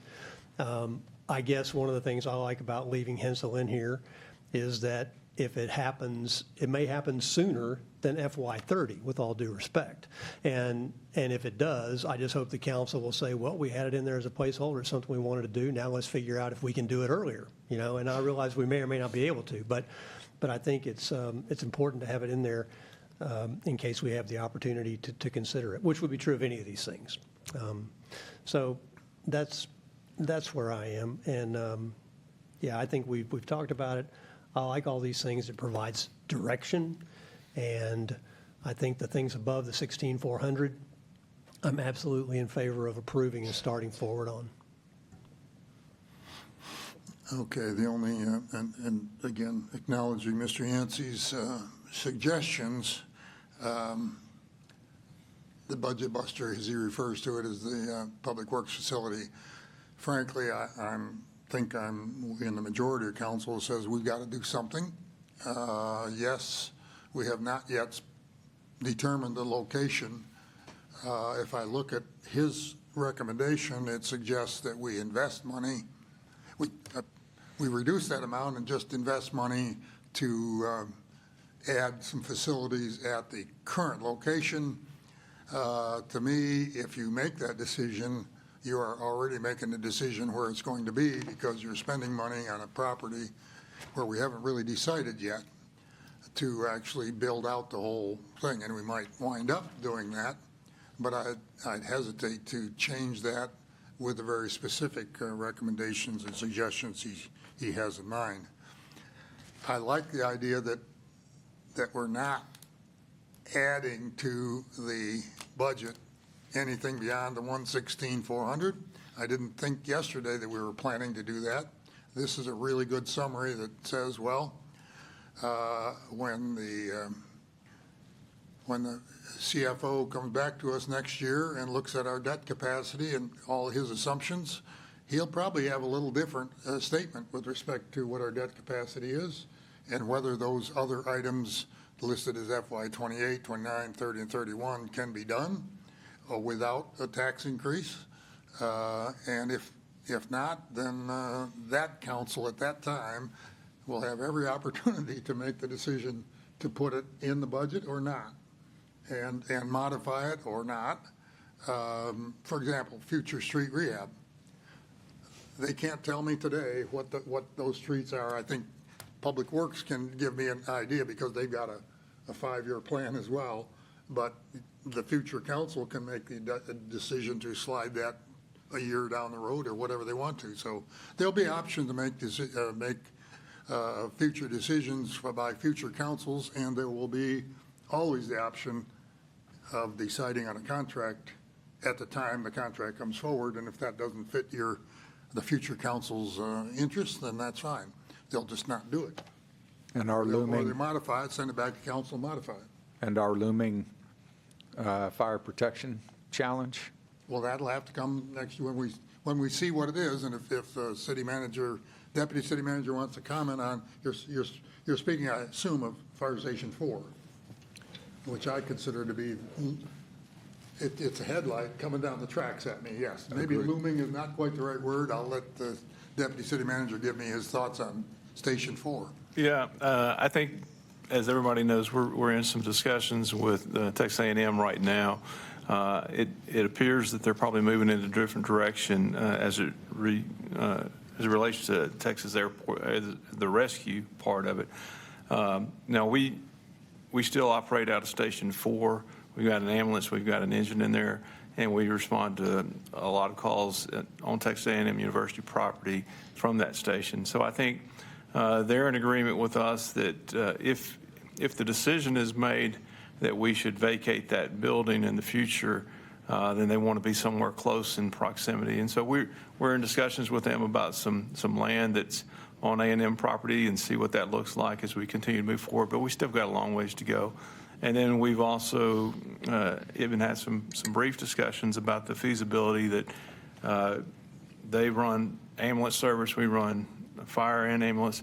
Maybe we could share a facility and see what those costs are. So I think we're a long ways away, as I say, to coming up with a solution, but in the near future, we will be looking at it over the next couple of years. And the timeline that Texas A&M University intends to privatize fire protection at Easterwood Airport, when do they pull the trigger on that decision? So I think what we've been told is they're still finishing the building. It'll probably be finished sometime in September timeframe. Talking to them whether they would start that then, I think the last conversations we had is possibly they would want us to continue the ARF services through the end of the year. Our contract runs up in September, so we would look at extending that contract for a few months to get to the first of the year. So we'll continue to look and see what that looks like. Have they given us a drop dead date on when they want us out of the station? No. No, we've talked about, they have, what we've been told so far is they have no plans, immediate plans for the future for that station. So there's ways that we could stay in there for a while. We just got to work through those details. And you and Chief Mann are analyzing the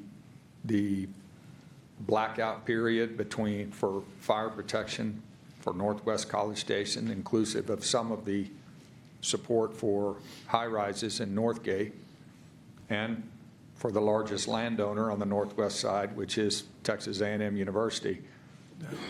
The gap between when they might ask us to leave and when we could scramble within the confines of this budget to scrape up the capital funds, hopefully with their participation, and have a new station up and running to cover that coverage gap? Is that something that you guys are paying we've been attention discussing to? that for the last several months. I think we've been assured that, obviously that station responds to Texas A&M quite a bit. So I think we've been assured, and we have told them all along, we need a couple of years to be able to transition into a new station. And so they have told us that from everything that we've been told so far, we would have a couple of years to be able to do that. When I say a couple, I'm talking at least two. And so I think we've been assured that we would have those options as we continue moving forward. Would they allow us to continue to use that station without charge, or would they expect to charge us rent to be in the building? Well, I think, so that station was built previously with some federal funding through the government for not only the operations we run out of, but off our operations. And so there is a piece that is still being reviewed as to exactly how that would work. They possibly would have to charge some kind of fair market value or something, but we're still reviewing all that and trying to figure out what the best way to do that. We've offered some solutions that we feel like could possibly work, but we're still in negotiations and working through all that. And my final question, the interlocal agreement that we have with them, in which they're generously reimbursing us a portion of the expense, would that agreement be affected going forward, precipitated by this change that they're about to make in privatizing this fire protection service? I don't think that agreement would be affected in any way. We will continue to look at that on a yearly basis and see what that needs to be, if there's any modifications that need to be made. I thought there was a clause in there that said that very thing, that in that contract that said if they make a material change that impacts us, that we would have to revisit the amount that they're. Yeah, there's two separate contracts. That ARF contract, I think, is what you're referring to. No, I'm referring to the agreement that you and Chief Mann and Brian negotiated with Texas A&M that's stepping up to $1.4 million in a handful of years. I think if there's anything material that would change, it would probably be on our side as opposed to theirs, but we will continue to work on that part of it as we continue moving forward. Be more on our side than not theirs. So you guys aren't, really last question, are y'all losing any sleep? Chief Mann, are you losing any sleep over fire coverage for Northwest College Station as a result of this move that my beloved alma mater is probably about to make. No, I would say that based on the discussions we've had, they have not given us any kind of drop dead, and they've drop dead date that they're gonna ask us to leave that building, and they see the value of us being able to, in fact, they've said, are there plans for future extension of, and growth of A&M or to the west, so they want to make sure that there's adequate fire and EMS coverage there as well, so it's a joint interest. Okay, thank you. Okay, thank you very much. It's not in this budget, but clearly the budgets can be amended even during a year. If we absolutely had to, some crisis, well, you make some amendments. So the proposal before us is basically outlined on that slide. I heard Councilmember Smith endorse this, so if he wishes to make a motion, I will certainly hear it. And a Can I second. make one comment, Mayor? Just one comment. You have one more comment? Okay. So I know that we're going to receive some feedback from the public as we move forward on this. And the feedback that I've gotten from the public thus far, one was very much seeking for us to add something to this capital plan. And my question to anyone that wants to add something is, well, what do you want to take away? And the response from that citizen was, nothing, let's just raise taxes. If we're getting something for it, then let's move forward with that. The other comment that I got was basically if we're doing our configurations wrong and we need to pull some money out, this is too much. Once again, this individual was not willing to in any way itemize the things that they felt needed to come out. This is not an easy job. There's a lot of discussion, hours upon hours, that this council's put in on this capital plan. And I don't think there's a single one of us up here that is 100% on board with everything that's on it or what was left off. But I just want to point out, this is a very difficult process, and we know that as time goes on, this list is going to morph and change based on the situation on the ground and the needs of the community. But it's important for us to make hard decisions that we aren't quite comfortable with to get where we're going. And I do appreciate the feedback I've gotten, they aren't even willing to tackle a measured evaluation of what should come off and what should go on. So I just want to preface it with that.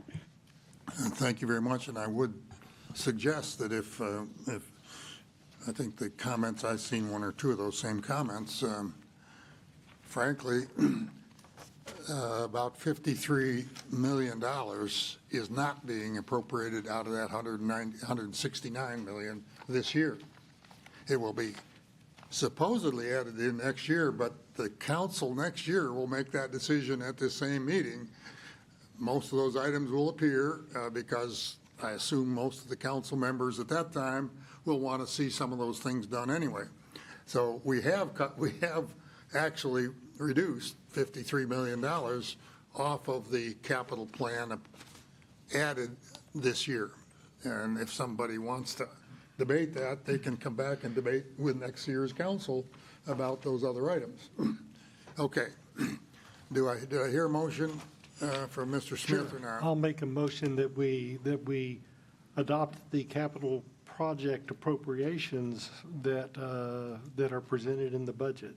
For FY27? For FY27. Second. Okay.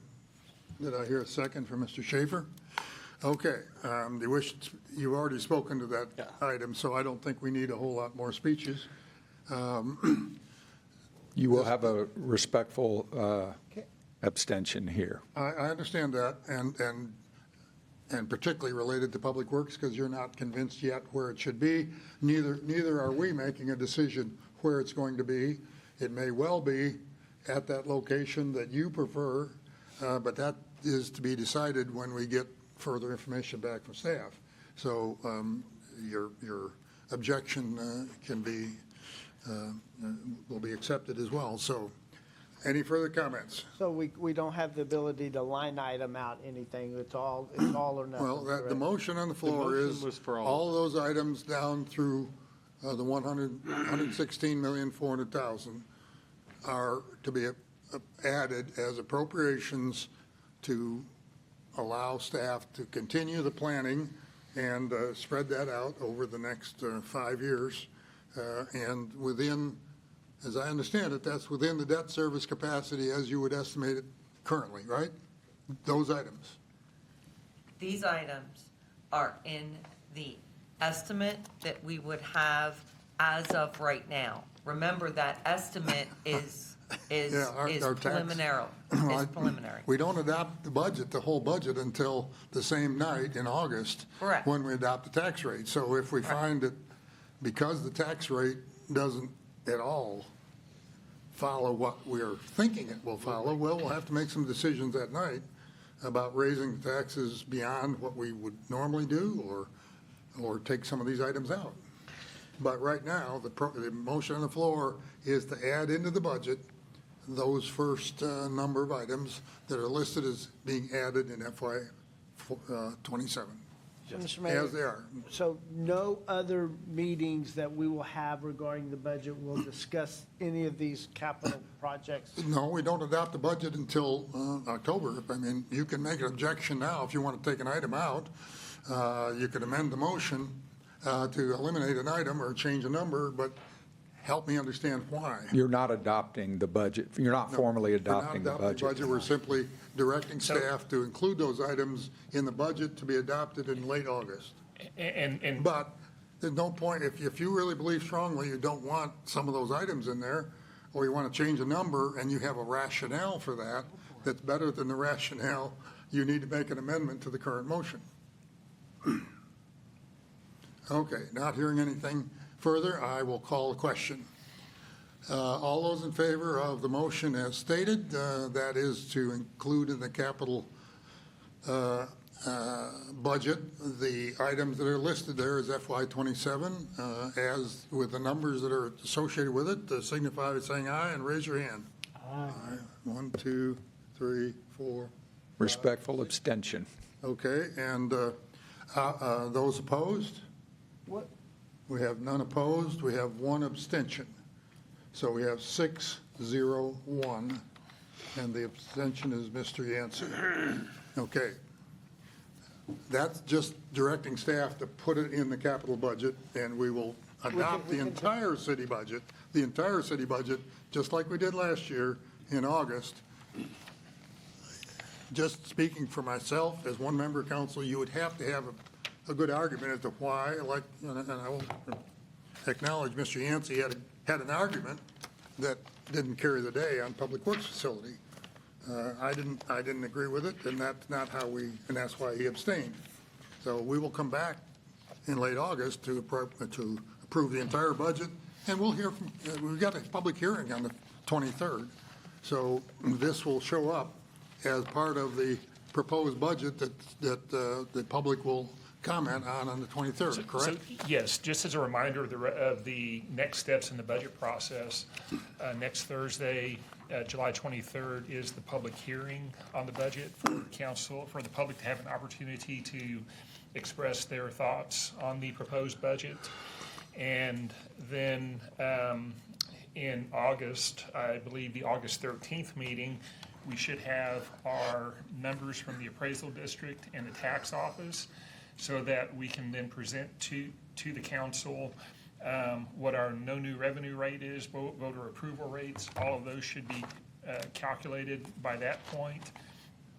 And the council at that point will then need to determine what tax rate they wish to hold a public hearing on. And then that public hearing and the adoption of the budget and tax rate and the fees are scheduled for the August 27th meeting, the second meeting in August. Okay.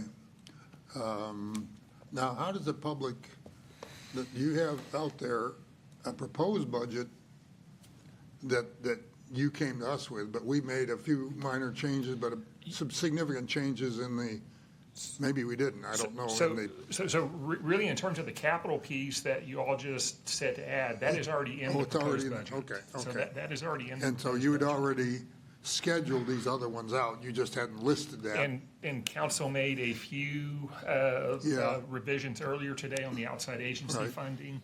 What we typically do is we will put a memo together, Mariella will put a memo together to outline the various changes that were made from the proposed Okay, budget okay. To the approved On the budget. day of your budget adoption, there'll be a slide that basically, bunch more numbers that says, this is what we told you in the proposed budget and what we published. These are the changes that you've made. And so this is the new number that we're asking you to adopt. Right, but on July 23rd, they won't have that. So if somebody comments that you're spending too much or not spending enough on one of those where we already made a change, you'll be available, and so we'll just say, we Oh, I'll have made a be here. change in that line. We added the 100,000 and Why, or yes. whatever. And okay, I will be here. just want to make sure that you'll be there to answer questions. Any further comments? I want to thank all the staff that have spent the two afternoons with us. Here, It here. looks like we won't have to spend tomorrow afternoon, even though it was scheduled, so everybody can get a lot of work done or take the afternoon off maybe. Or if you're a department head, nobody asked, right? You just disappear. You're exempt employees, right? Although all your staff members are busy working extra overtime because you're not there to help them. Anyway, but particularly the finance department and all of the support staff for finance, many of them sitting in the back corner over there, but Eric and Mary Ellen particularly, thank you all for staying with us and helping us to sort this very difficult process through. I think you got good support for what you're doing. Thank you. And this budget staff, Eric and Juliana, Travis, and Jonathan have done a significant amount of work on this, and they're the ones that should be commended. I'm just the mouthpiece. No, well, you too, but Michael, you haven't mentioned him. I see him sitting back there. He doesn't do anything. He listens to me The budget isn't once. his side. He's in charge of I didn't see finding the him, money. I'm 5'0". I didn't see him for cheap out. He's made himself scarce. He's been here this afternoon. Thank you very much. I declare this meeting adjourned, and we will meet at a regular council meeting next Thursday.